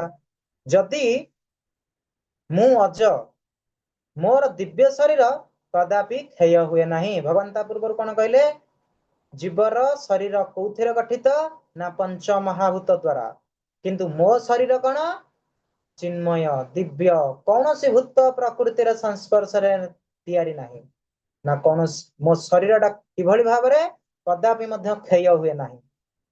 ମୁଁ ହଉଛି ସମସ୍ତ ଜୀବଙ୍କର ପ୍ରଭୁ, ବ୍ରହ୍ମା ଠାରୁ ଆରମ୍ଭ କରି ଭଗବାନ ଶଙ୍କରଙ୍କର ବି ମଧ୍ୟ, ଏବଂ ଦେବୀ ଦେବତା ଯେତେ ବି ଅଛନ୍ତି ସୃଷ୍ଟିର ପ୍ରାଣୀ ଠାରୁ, ସୃଷ୍ଟିର ପ୍ରଥମ ପ୍ରାଣୀ ବ୍ରହ୍ମା ଠାରୁ ଆରମ୍ଭ କରିକି କ୍ଷୁଦ୍ର ପିପିଲିକା ପର୍ଯ୍ୟନ୍ତ ଯେତେ ସବୁ ପ୍ରାଣୀ ଅଛନ୍ତି, ସମସ୍ତଙ୍କର ମୁଁ ହଉଛି କଣ ପ୍ରଭୁ, ଆଉ ମୁଁ ହଉଛି ହିଁ କଣ ପିତା, ମୁଁ ହଉଛି ବୀଜ ପ୍ରଦାନକାରୀ ପିତା। ଯଦି କୌଣସି ବ୍ୟକ୍ତିକୁ ଯଦି ଆମେ ପଚାରିବା ତୁମେ କାଲି କଣ ଖାଇଥିଲ କି ତୁମେ କାଲି କଣ କରିଥିଲ, ସେ ବହୁତ ସମୟ ପ୍ରଥମେ ଭାବିବ, କିନ୍ତୁ ଭଗବାନଙ୍କର ଯୋଉ ସ୍ମୃତି ସବୁବେଳେ ସେ ଚିନ୍ମୟ ଭଳିଆ, କାରଣ ଜୀବ ତାର ପୋଷାକ ବଦଳିଲା ଭଳି ତାର ମନକୁ ବି ମଧ୍ୟ ବଦଳାଇ ଦିଏ। ଆମେ ଦେଖିଥିଲେ ନା, ତାର ଆତ୍ମା ମଧ୍ୟ ସେମିତି ପରିବର୍ତ୍ତନ ହଉଛି, କିନ୍ତୁ ମନ ବି ତାର କିଛି ସମୟ ପରେ ଦେଖିଥିବେ ଗୋଟେ ଚିନ୍ତା କରିକି ଆସିଥିବ, କିନ୍ତୁ ଆଉ କିଛି ସମୟ ପରେ ସେ ମନକୁ ସାଙ୍ଗେ ସାଙ୍ଗେ ପରିବର୍ତ୍ତନ କରିଦବ। ତେଣୁ ପ୍ରକୃତି କହିଲେ ବ୍ୟକ୍ତିର ସ୍ୱଭାବକୁ ହିଁ ବୁଝାଇଥାଏ, ତାର ସ୍ୱରୂପ, ତାର ରୂପ, ତାର ଜୀବ ଏଇ ସବୁ ଭଳି ଭାବରେ କଣ କରେ ନା ବଦଳାଇ ଦିଏ। ଭଗବାନ ଯେପରି ବଦଳାନ୍ତି ନାହିଁ। ବଦ୍ଧ ଜୀବର ଏ ଜନ୍ମରେ ଗୋଟିଏ ପ୍ରକାରର ଶରୀର ହୋଇଛି, ତ ପର ଜନ୍ମରେ ସେ ଅନ୍ୟ ପ୍ରକାରର ଶରୀର ପ୍ରାୟ, କେତେବେଳେ ସେ ମାନବ, କେତେବେଳେ ସେ କୁକୁର, କେତେବେଳେ ସେ ଶୂକର, କେତେବେଳେ ସେ କୀଟ, କେତେବେଳେ ସେ ପତଙ୍ଗ, ସବୁବେଳେ ଏହିଭଳି ଭାବରେ ସେ ପଞ୍ଚ ମହାଭୂତର ଶରୀର ହିଁ ଧାରଣ କରିଥାଏ। କିନ୍ତୁ ଭଗବାନ କଣ କରନ୍ତି, ତାଙ୍କର ଦିବ୍ୟ ଚିନ୍ମୟ ଶରୀର, ନା ତାର କ୍ଷୟ ଅଛି, କିନ୍ତୁ କଣ ଅଛି ନା ତାର ଶାଶ୍ୱତ ରୂପ ଅଛି। ସେ ହଉଛନ୍ତି ଆନନ୍ଦମୟ ପୁରୁଷ, ଆମେ ବି ମଧ୍ୟ ସେ ସଚିଦାନନ୍ଦମୟ ପୁରୁଷ, କିନ୍ତୁ ଯେତେବେଳେ ଆମେ ମାୟାର ବଶବର୍ତ୍ତୀ ହେଇଯାଉଛେ, ସେଇ ଆନନ୍ଦମୟ ଆମର କଣ ହଉଛି ନା ଦୁଃଖମୟ ହେଇଯାଉଛି। ଭଗବାନ ହଉଛନ୍ତି ଷଡ ଐଶ୍ୱର୍ଯ୍ୟ ପୂର୍ଣ୍ଣ, ସମସ୍ତ ଜ୍ଞାନ, ତ୍ୟାଗ, ବଳ, ଶକ୍ତି ସବୁଥିରେ ଭଗବାନ ପୂର୍ଣ୍ଣ, ଷଡ ଐଶ୍ୱର୍ଯ୍ୟ ପୂର୍ଣ୍ଣରେ ସେ ପରିପୂର୍ଣ୍ଣ। କିନ୍ତୁ ମନୁଷ୍ୟ ନା ତାର ଜ୍ଞାନ ଅଛି, ନା ତାର ବିବେକ ଅଛି। ଆଜି ଯଦି କିଛି ପ୍ରକାର ସେ ଜ୍ଞାନକୁ ଆହରଣ କଲା, ସେ ତାର ସବୁ ସୀମାକୁ ଲଙ୍ଘନ କରିବେ। ଭଗବାନଙ୍କ ପାଖରେ ସୁଦର୍ଶନ ଚକ୍ର ଥିଲା, କିନ୍ତୁ ଭଗବାନ କଣ ଧରନ୍ତି? ବଂଶୀ ଧରନ୍ତି। ଭଗବାନ ଅସୀମ ଶକ୍ତିର ପରିଚାଳକ, ଭଗବାନ ସୃଷ୍ଟିର ପରିପାଳନ କର୍ତ୍ତା, କିନ୍ତୁ ତାଙ୍କ ମନରେ କୌଣସି ପ୍ରକାର ଗର୍ବ ବି ଦେଖାଦିଏନି। କିନ୍ତୁ ମନୁଷ୍ୟ ଯେତେବେଳେ କିଛି ପ୍ରତିପତ୍ତି, କିଛି ସମ୍ପତ୍ତି, କିଛି ମାନ ପ୍ରତିଷ୍ଠା ହେଇଯାଏ, ତାର ସେ କଣ କରେ ନା ସବୁ ଗର୍ବ ଅହଙ୍କାରରେ ବଶୀଭୂତ ହୋଇଯାଏ। ଏଇଟା ତବେ କଣ ହୁଏ ନା ଏହା ହିଁ କେବଳ ତମ ଗୁଣୀ ଏବଂ ତା ସହିତ ଇଏ ହଉଛି ଅସୁର ସ୍ୱଭାବ ଦେଖାଦିଏ। ତେଣୁ ଭଗବାନ ତବେ କଣ ପାଇଁ ଅବତୀର୍ଣ୍ଣ ହୁଅନ୍ତି? ଏଠି ଆମେ ଦେଖିବା ଶ୍ଲୋକ 7ରେ यदा यदा हि धर्मस्य ग्लानिर्भवति भारत अभ्युत्थानम् अधर्मस्य तदात्मानं सृजाम्यहम्। ଭଗବାନ କହିଲେ ହେ ଭରତ ବଂଶଜ, ଯେଉଁଠାରେ ଆଉ ଯେତେବେଳେ ଧର୍ମର ଗ୍ଲାନି ହୁଏ, ଅଧର୍ମର ଅଭ୍ୟୁତ୍ଥାନ ହୁଏ, ସେତେବେଳେ ମୁଁ କଣ କରେ? ଅବତରଣ କରେ। ଏକାଦଶ ଅଧ୍ୟାୟରେ ଭଗବାନ ସେଇ କଥା କହିଲେ, ଯେତେବେଳେ ମୋର ଆବଶ୍ୟକତା ପଡିଲା ବରାହ ରୂପ ନବା ପାଇଁ, ମୁଁ ସେତେବେଳେ ନିଜକୁ କଣ କଲି? ବରାହ ରୂପ। ଯେତେବେଳେ ଏ ସୃଷ୍ଟିକୁ ବଞ୍ଚାଇବା ପାଇଁ ଚିନ୍ତା କଲି, ବିଶ୍ୱ ବ୍ରହ୍ମାଣ୍ଡ ପ୍ରଳୟରେ ଯେତେବେଳେ ଭାସମାନ ହବା ପାଇଁ, ବୁଡି ଯିବା ପାଇଁ ଚିନ୍ତା ହେଇଥିଲା, ସେତେବେଳେ ମୁଁ ମୀନ ଶରୀର ଧାରଣ କଲି। ଯେତେବେଳେ ପ୍ରହ୍ଲାଦଙ୍କୁ ବଞ୍ଚାଇବାର ଆବଶ୍ୟକତା ପଡିଲା, ସେତେବେଳେ ମୁଁ ନିଜକୁ ଶରୀର କଣ କଲି? ଏକ ପଶୁ ଶରୀର ଚିନ୍ତା କଲି। ଯେତେବେଳେ କି ହିଂସ୍ର, ଭଗବାନ ନେଲେ ଉଗ୍ର ରୂପ, ବିଷ୍ଣୁ ରୂପ, ଯୋଉଟା କି ଆମର ନରସିଂହ ରୂପ। ଯେତେବେଳେ ମାନବ ସମାଜର ଧର୍ମ ଏବଂ ମର୍ଯ୍ୟାଦାକୁ ରକ୍ଷା କରିବା ପାଇଁ ଚିନ୍ତା କଲେ, ସେତେବେଳେ ଭଗବାନ ନେଲେ କଣ? ରାମ ଶରୀର। ଯେତେବେଳେ କ୍ଷତ୍ରିୟ ମାନଙ୍କୁ ବିନାଶ କରିବା ପାଇଁ ଚିନ୍ତା କଲେ, ସେତେବେଳେ ନେଲେ ପରଶୁରାମ ଶରୀର। ଯେତେବେଳେ ଭଗବାନ ସବୁ ଧର୍ମ ଅଧର୍ମ ସବୁ କିଛିକୁ ସମାନ ବିବେଚିତ କରି କେବଳ ଧର୍ମ ସଂସ୍ଥାପନ କରିବେ, ସେତେବେଳେ ମୁଁ ଏଇ ରୂପରେ ଭଗବାନ ଶ୍ରୀକୃଷ୍ଣଙ୍କ ରୂପରେ କଣ କରିଛି? ଅବତୀର୍ଣ୍ଣ ହୋଇଛି। ତେଣୁ ଏହି ପ୍ରକାରର ଲୋକ ଜାଣିପାରିବେ ନାହିଁ ଯେ ମୁଁ କାହିଁକି ଅବତୀର୍ଣ୍ଣ ହୁଏ। କିନ୍ତୁ ଲୋକମାନେ ଜାଣନ୍ତି ଯେ ମୁଁ ଗୋଟେ ତୁଚ୍ଛ ମନୁଷ୍ୟ ଶରୀର ଲାଭ କରିଛି, ରାସଲୀଳା କରୁଛି, ଆଉ ଗାଈ ଚରଉଛି, ମାଖନ ଖାଉଛି। କିନ୍ତୁ ମୋର ଜନ୍ମ ହେବାର, ମୋର ପ୍ରକଟ ହେବାର, ମୋର ଅବତୀର୍ଣ୍ଣ ହେବାର ବହୁତ ଗୁଡିଏ କାରଣ ଅଛି। କଣ ନା ଯେତେବେଳେ ଧର୍ମର ଗ୍ଲାନି ହୁଏ, ଯେତେବେଳେ ସାଧୁ ସନ୍ଥ ମାନଙ୍କୁ, ତାପରେ ଆସିବ କଣ କରିବେ ଭଗବାନ? परित्राणाय साधूनां विनाशाय च दुष्कृतं धर्म संस्थापनार्थाय संभवामि जुगे जुगे। साधु ଆଉ ଭକ୍ତ ମାନଙ୍କର ପରିତ୍ରାଣ ନିମିତ୍ତ, ଦୁର୍ବୃତ୍ତ ମାନଙ୍କର ବିନାଶ ନିମିତ୍ତ ଏବଂ ଧର୍ମ ସଂସ୍ଥାପନ ନିମିତ୍ତ ମୁଁ ଯୁଗେ ଯୁଗେ କଣ ହୁଏ? ନା ଅବତୀର୍ଣ୍ଣ ହୁଏ। କବିରାଜ ଗୋସ୍ୱାମୀ ବହୁତ ସୁନ୍ଦର କଥା ଲେଖିଛନ୍ତି ଶ୍ରୀ ଚୈତନ୍ୟ ଚରିତାମୃତରେ। ସୃଷ୍ଟି ହେତୁ ଯେଇ ମୂର୍ତ୍ତି ପ୍ରପଞ୍ଚେ ଅବତରେ, ସେଇ ଈଶ୍ୱର ମୂର୍ତ୍ତି ଅବତରେ ନାମ ଧରେ। ମାୟାତୀତ ପରମ ବ୍ଯୋମେ ସବାର ଅବସ୍ଥାନ, ବିଶ୍ୱ ଅବତରୀ ଧରେ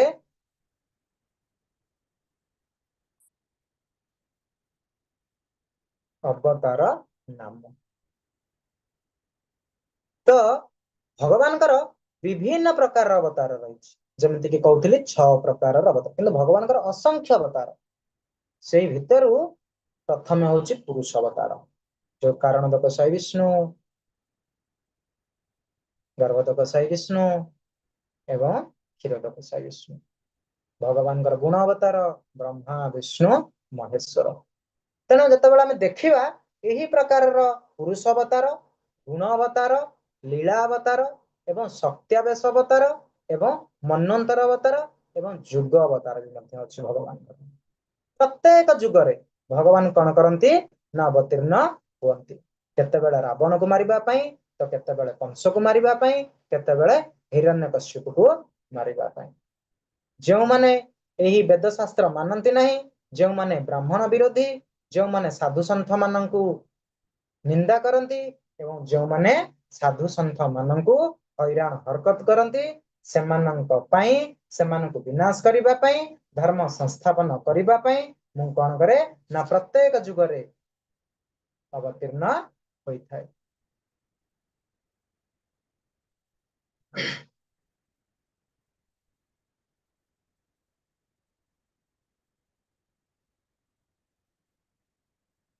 जन्म कर्म च मे दिव्यम एवं जो वेति तत्वत त्वक्ता ते हम पुनर्जन्म नैति मामेति सो अर्जुन।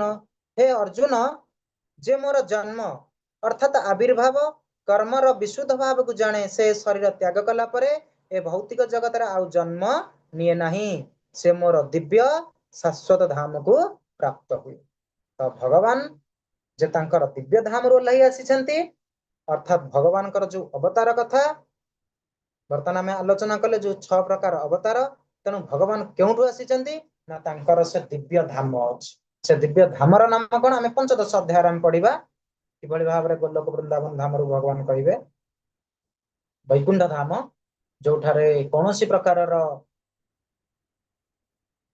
सूर्य आलोक नहीं कि चंद्र आलोक नहीं कि विद्युत आलोक नहीं निजर आलोक स्वयं आलोकित से धाम चिंतामणि धाम। तेणु जी परम पुरुष भगवान आविर्भाव तत्व को बुझीपारे सी ही कौन हो जाए ना भौतिक बंधन रु मुक्त हो जाए। जितेबाला जड़ शरीर त्याग करे से सांगे सांगे भगवत धाम को फेरी जाए। तेणु कौन ना अंत काले च माम एवं स्मरण मुक्त कलेवर तो शेष समय आमको कौन करने को पड़ो ना भगवान नाम को नवा पड़ो से आम सब भगवान नाम ही धारण करुचे।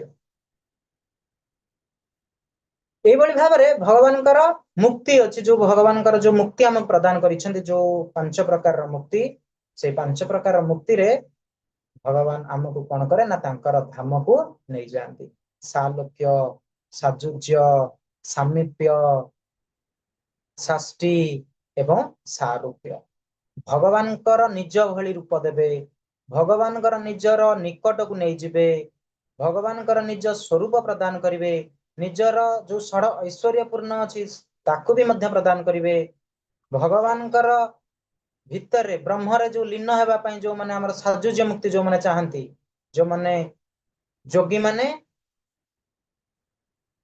सही भली भाव तेणु एई भली भाव रे हमकु कोन करबा को पड़िबो ना भगवान धाम को फेरी जिवा। तबे एटा जानिबा केमिति ना भगवान आसीचंती तांकर दिव्य धाम रु अवतार नै छंती तांको सहित हमर कोन करबा को पड़िबो संबंधित हबा को पड़िबो। जो जड़ शरीर आमर अच्छी से जड़ शरीर त्याग करबा बेले हमको कोन करबा को पड़िबो ना भगवान नाम नबा को पड़िबो। भगवान जो निर्विशेष ब्रह्म ज्योति रे जो माने लीन हुअंती से माने चाहंती जे समानंकर मुक्ति हो गला वास्तव रे सेटा मुक्ति होई न थाए सेटा होची क्षुद्र बुद्धि सेटा होची आंशिक मुक्ति पुनश्च ए भौतिक जगत को प्रत्यावर्तन करिवार मध्य विपद अछि सेथिरे जते बेले आमे जण भक्त हो जाए से मुक्ति चाहे ना से केवल चाहे कोन भक्ति भगवान सब बेले से कोन करिवो ना सेवा करिवो। केवल परम पुरुष भगवान को जानिबा द्वारा व्यक्ति कौन हुए ना जन्म मृत्यु चक्र रु मुक्ति मिल जाए मुक्तिर सर्वोच्च स्तर रे से उपस्थित हो जाए। जो व्यक्ति कृष्ण को परम पुरुष भगवान के हिसाब रे जाने से निश्चित जो व्यक्ति कृष्ण को परम पुरुष भगवान हिसाब रे जानी छी तांकर मुक्ति सुनिश्चित। जो माने भगवान को परम पुरुष रूप रे जानी नांती से माने भी तम गुण रे अछन तेणु तम गुण रु सत्व गुण आम पढ़ा 14-15 अध्याय किभली भाव में आमर गुण अच्छे से गुण हिसाब से आम कौन करुचे ना किए भगवान को पूजा करुची किए देवता मान को पूजा करुची किए राक्षस मान को पूजा करुची किए अन्य देवता मान को पूजा करुची। ତେଣୁ ବିଭିନ୍ନ ପ୍ରକାର ପଣ୍ଡିତ ଗଣ ଅଛନ୍ତି ଯୋଉମାନେ କି ନିଜ ନିଜ ଇଚ୍ଛା ମୁତାବକ ମଧ୍ୟ ପୂଜା କରୁଛନ୍ତି, କିନ୍ତୁ ଭଗବାନ କଣ କହିଛନ୍ତି? ପତ୍ର ପୁଷ୍ପମ ଫଲମ ତୋୟ, ଅର୍ଥାତ ମତେ ତମେ କଣ କରିବ ନା ପତ୍ର ଦବ, ପୁଷ୍ପ ଦବ, ଫଳ ପ୍ରଦାନ କରି ଭକ୍ତିର ସହକାର ଯଦି ମତେ ପ୍ରଦାନ କରିବ, ମତେ ତୁମେ ଯଦି ଭଗବାନ ବୋଲି ମାନିବ, ମତେ ଯଦି ସବୁବେଳେ ତୁମେ ଚିନ୍ତା କରିବ, ତେବେ ତୁମର ନିଶ୍ଚିତ କଣ ହବ? ମୁକ୍ତି ହବ। ମୁଁ ମଧ୍ୟ ସେଥିରେ ପ୍ରସନ୍ନ ଏବଂ ମୁଁ ପ୍ରସନ୍ନ ହେଲା ମାନେ ମୁଁ ତୁମକୁ କଣ କରିବି? ମୋର ନିଜର ଧାମକୁ ନେଇଯିବି। ତେଣୁ ପରମ ଧାମକୁ ଯିବା ପାଇଁ ଆମକୁ କଣ କରିବାକୁ ପଡିବ? ନା ଆମକୁ ପ୍ରଥମେ ଏଇ ତତ୍ତ୍ୱକୁ ଜାଣିବାକୁ ପଡିବ। ଏଇ ତତ୍ତ୍ୱ କଣ? ନା ସର୍ବମ୍ ଇତି ବାସୁଦେବ, ବାସୁଦେବମ୍ ସର୍ବମ୍ ଇତି। ବାସୁଦେବ ହଉଛନ୍ତି ସବୁ, ବହୁ ଜନ୍ମ ଜନ୍ମାନ୍ତେ ମାମ୍ ପ୍ରପଦ୍ୟନ୍ତେ। ଭଗବାନ କହିଲେ କଣ? ନା ବହୁତ ଜନ୍ମର ପରେ ଭଗବାନ ବାସୁଦେବଙ୍କୁ ଯିଏ ସବୁ କିଛି ବୋଲି ଜାଣିଦିଏ, ତାର ମୁକ୍ତି ସେଇଠି ହେଇଯାଏ। ତେଣୁ ଆମକୁ ଜାଣିବାକୁ ପଡିବ ଯେ ଭଗବାନ ହଉଛନ୍ତି କଣ? ସବୁ କିଛି, ଏବଂ ତାଙ୍କ ଦ୍ଵାରା ସବୁ କିଛି ସମ୍ଭବ। ଯଦି ଆମେ ତାଙ୍କ ବାଣୀକୁ ଗ୍ରହଣ କରିବା, ତାହେଲେ ଆମର କଣ ହବ? ନା ଦିବ୍ୟ ପ୍ରେମ ଜାତ ହବ, ଏବଂ ଆମେ ସେଇ ଦିବ୍ୟ ଭାବାପନ୍ନ ହୋଇ ଭଗବାନଙ୍କର ଧାମକୁ ଯାଇପାରିବା। ଦେଖିବ ତାପରେ କଣ କହୁଛନ୍ତି? ବିତରାଗ ଭୟ କ୍ରୋଧ ମନ୍ମୟା ମାମୁପାଶ୍ରିତ ବହବେ ଜ୍ଞାନ ତପସୋ ଭୂତା ମଦ୍ଭାବମ ଆଗତା। ଅତୀତରେ ଅନେକ ଲୋକ ରାଗ ଦ୍ୱେଷ ଭୟ କ୍ରୋଧରୁ ମୁକ୍ତ ହୋଇ ମୋ ଠାରେ ସମ୍ପୂର୍ଣ୍ଣ ରୂପେ ଯୁକ୍ତ ହୋଇ ସମ୍ପୂର୍ଣ୍ଣ ରୂପେ ମୋର ଶରଣରେ ଆସି ମୋ ଜ୍ଞାନ ଲାଭ କରି ବିଶୁଦ୍ଧ ହୋଇଛନ୍ତି। ଏହି ପ୍ରକାରରେ ସେମାନେ ସମସ୍ତେ ମୋର ଦିବ୍ୟ ଲାଭ କରିଛନ୍ତି। ଭଗବାନ ଏଠି କଣ କହିଲେ? ନା ବିଭିନ୍ନ ପ୍ରକାର ଲୋକ ଅଛନ୍ତି, ରାଗ ରଖିଛନ୍ତି, ଦ୍ୱେଷ ରଖିଛନ୍ତି, ଭୟ ରଖିଛନ୍ତି, କ୍ରୋଧ ରଖିଛନ୍ତି, କିନ୍ତୁ ମୁଁ କଣ କରେ? ଯେତେବେଳେ ସେ ମୋ ପ୍ରତି କିଞ୍ଚିତ ମାତ୍ରାରେ ଯେତେବେଳେ ସେମାନେ ମୋ ପ୍ରତି ଢଳି ଯାଆନ୍ତି, ମୁଁ ତାଙ୍କ ଠାରୁ କଣ କରେ? ନା ରାଗ ଦ୍ୱେଷ ଭୟ କ୍ରୋଧରୁ ତାଙ୍କୁ ମୁଁ ମୁକ୍ତ କରିଦିଏ। ଏବଂ ସେମାନେ ଯେତେବେଳେ ଏଇଥିରୁ ମୁକ୍ତ ହେଇଯାଆନ୍ତି, ସେ ସମ୍ପୂର୍ଣ୍ଣ ରୂପେ ମୋ ସହିତ ଯୋଗ ହୋଇଯାଆନ୍ତି, ଏବଂ ସେତେବେଳେ ସେ ସମ୍ପୂର୍ଣ୍ଣ ରୂପେ ମୋର ଶରଣରେ ଆସିଯାଆନ୍ତି, ଏବଂ ଏହା ହିଁ ହେଉଛି କଣ? ଜ୍ଞାନ, ଯାହା ହେଉଛି ବିଶୁଦ୍ଧ। ତେଣୁ ଏହି ପ୍ରକାରରେ ସେମାନେ କଣ କରନ୍ତି? ନା ସମସ୍ତ ପ୍ରକାରର ମୋର ଦିବ୍ୟତାକୁ ଜାଣିପାରନ୍ତି ଏବଂ ଦିବ୍ୟ ପ୍ରେମକୁ ମଧ୍ୟ ଲାଭ କରନ୍ତି। ଶ୍ଲୋକ 11 ଯେ ଯଥା ମାମ୍ ପ୍ରପଦ୍ୟନ୍ତେ ତାସ୍ଥୈବ ଭଜାମ୍ୟହଂ ମମ ବର୍ତ୍ମାනුବର୍ତ୍ତନ୍ତେ ମନୁଷ୍ୟ ପାର୍ଥ ସର୍ବସ। ଯେଉଁମାନେ ଯେପରି ଭାବରେ ମୋ ଶରଣରେ ଆସନ୍ତି, ସେହିପରି ଭାବରେ ମୁଁ ସେମାନଙ୍କୁ ପୁରସ୍କୃତ କରେ। ଯେମିତି ଆମେ କର୍ମ କରିବା ସେମିତି ଆମେ ଫଳ ପାଇବା। ତେଣୁ ସେଇଭଳି ଭାବରେ ଆମେ ଯେମିତି ଭଗବାନଙ୍କ ଶରଣରେ ଆସିବା, ଭଗବାନଙ୍କୁ ଆମେ ଯେମିତି ସୁଦାମାଙ୍କ ଚରିତ୍ର ଆସିବା, ଏତେ କଷ୍ଟଦାୟକ ଜୀବନ ତାଙ୍କର, ତଥାପି ଭଗବାନଙ୍କୁ ସେ ସଖା ବୋଲି ଜାଣିଛନ୍ତି, ଭଗବାନଙ୍କୁ ଭଗବାନ ବୋଲି ଜାଣିଛନ୍ତି, କିନ୍ତୁ ତାଙ୍କ ଠାରୁ କେତେବେଳେ ସେ ସାହାଯ୍ୟ ଲୋଡି ନାହାନ୍ତି। ଭଗବାନ ରୁକ୍ମିଣୀ ମାତାଙ୍କୁ ସେଇ କଥା କହୁଛନ୍ତି, ମାନେ ସିଏ ରୁକ୍ମିଣୀ ମାତା କହୁଛନ୍ତି ଯେ ଆପଣ ତାର କାହିଁକି ପରୀକ୍ଷା ନଉଛନ୍ତି? ଭଗବାନ କହୁଛନ୍ତି ସୁଦାମାକୁ ମୁଁ ପରୀକ୍ଷା ନଉନି, ସୁଦାମା ମତେ ପରୀକ୍ଷା ନଉଛି। ସେ ଚାହୁଁଛି ଯେ ମୁଁ କେତେବେଳେ ତାର ପ୍ରେମ ଆଉ ତାର ଏଇଭଳି ଭାବରେ ଯୋଉ କର୍ମରେ ସେ ଯେମିତି ଲିପ୍ତ ହେଇକି ଯୋଉ ବିଶୁଦ୍ଧ ତାର ଯୋଉ ଦିବ୍ୟ ଭାବାପନ୍ନ ପ୍ରେମ ପ୍ରୀତିପୂର୍ଣ୍ଣ ଭାବରେ ରହିଛି, ସେଇ ଭାବରେ ମୁଁ କଣ ହେଇଯିବି? ନା ଦ୍ରବୀଭୂତ ହେଇଯିବି। ତେଣୁ ସେଇ କଥା ହିଁ ଏଠି ଭଗବାନ କହୁଛନ୍ତି, ଯିଏ ଯେଉଁ ଭାବରେ ମୋ ଶରଣରେ ଆସନ୍ତି, ମୁଁ ସେଇଭଳି ଭାବରେ ପୁରସ୍କୃତ କରେ। ସେ ଆଜି ପର୍ଯ୍ୟନ୍ତ ମତେ ବି କୌଣସି ପ୍ରକାରର ଗୋଟିଏ ଦାନା ଦେଇକି ମତେ ହଉଛି ପୂଜା ଅର୍ପଣ କରୁଛି, କିନ୍ତୁ ମତେ ମାଗି ନାହିଁ ଯେ ମୁଁ କିଭଳି ଭାବରେ ସୁଖରେ ରହିବି। ତେଣୁ ସେ ଆଜି ପର୍ଯ୍ୟନ୍ତ ମାଗିନି, ମୁଁ କଣ ତାକୁ ସୁଖ ଦେବି? ଆଉ ସିଏ ଯୋଉ ସୁଖ ବର୍ତ୍ତମାନ ପ୍ରାପ୍ତ କରୁଛି, ମୁଁ ଯୋଉ ସୁଖ ତାକୁ ପ୍ରଦାନ କରିବି, ସେଇଟା ବି ହଉଛି ତୁଚ୍ଛ। କାରଣ ସିଏ ଜଣେ କଣ? ବହୁତ ବଡ ଜ୍ଞାନୀ, ବ୍ରହ୍ମ ଜ୍ଞାନୀ ଥିଲା। କେବଳ ପୂର୍ବ ଜନ୍ମର କର୍ମର ଫଳକୁ ପ୍ରାପ୍ତ କରିବା ପାଇଁ ସେ ଏଇଭଳି ଭାବରେ କଣ ହେଇଛି? ନା ଜନ୍ମର ଦାରିଦ୍ର୍ୟର ରୋଗରେ ପୀଡିତ ହେଇଛି। କିନ୍ତୁ ବାସ୍ତବରେ ଯଦି ଦେଖିବା, ସେ ଜଣେ ବହୁତ ବଡ ଜ୍ଞାନୀ ଥିଲେ। ତେଣୁ ଯିଏ ଯେଉଁଭଳି ଭାବରେ ଭଗବାନଙ୍କ ସହିତ ସମ୍ବନ୍ଧିତ ହୁଏ, ଭଗବାନ ସେଇଭଳି ଭାବରେ କଣ କରନ୍ତି? ନା ଭକ୍ତକୁ ତାର ପୁରସ୍କୃତ କରିଥାନ୍ତି। ତେଣୁ ସୁଦାମା ମାଗି ନାହିଁ, ତେଣୁ ଭଗବାନ ଦେଇନାହାନ୍ତି। ଯେତେ ଚେଷ୍ଟା କରୁଛନ୍ତି ଦବା ପାଇଁ, ତଥାପି ଦବା ପାଇଁ हेई पारुनी काहेकि ना सेई समस्ते बंधा सुदामा तार कर्म फल भोगिबा पई से चिंता करूचे जत्ते शीघ्र मोर कर्म फल शेष हबा मु भगवान कर निकट को पुनः प्रत्यागमन करि जे मु जदि सुख रे आसी जिबी तेबे मु मोर कर्म फल रु विच्युत होई जिबी मु जो कर्म फल भोगिबा पई आसी छी मु सेथिरु कोन होई जिबी विच्युत होई जिबी पतित होई जिबी तेनु मोर कर्म फल शेष हवा दरकार तेनु मु सेथि पई सुदामा कोन करूछंदी ना कोनोसी प्रकार रे गोटिए दाना देकी भगवान पछे निजे न खाई निजे उपास रही भगवान को प्रदान करूछंदी तथापि सेथिरे से कोन करूछंदी संतोष प्राप्त करूछंदी तेनु जेउ माने जोगी जोग सिद्धि कामना करंती सेमाने भी मध्य मते कोन करंती प्राप्त करंती तेनु एई भली भाबरे बहुत प्रकारर विधि अछि भगवान को सहित संबंधित हेबा पई किए कर्म विधि रे किए ज्ञान विधि रे किए अष्टांग मार्ग रे किए भक्ति योग रे तेनु भगवान को सहित जे जेउ भली भाबरे संबंधित होंती सेई भली भाबरे भगवान तांकु कोन करंती पुरस्कृत करिथांती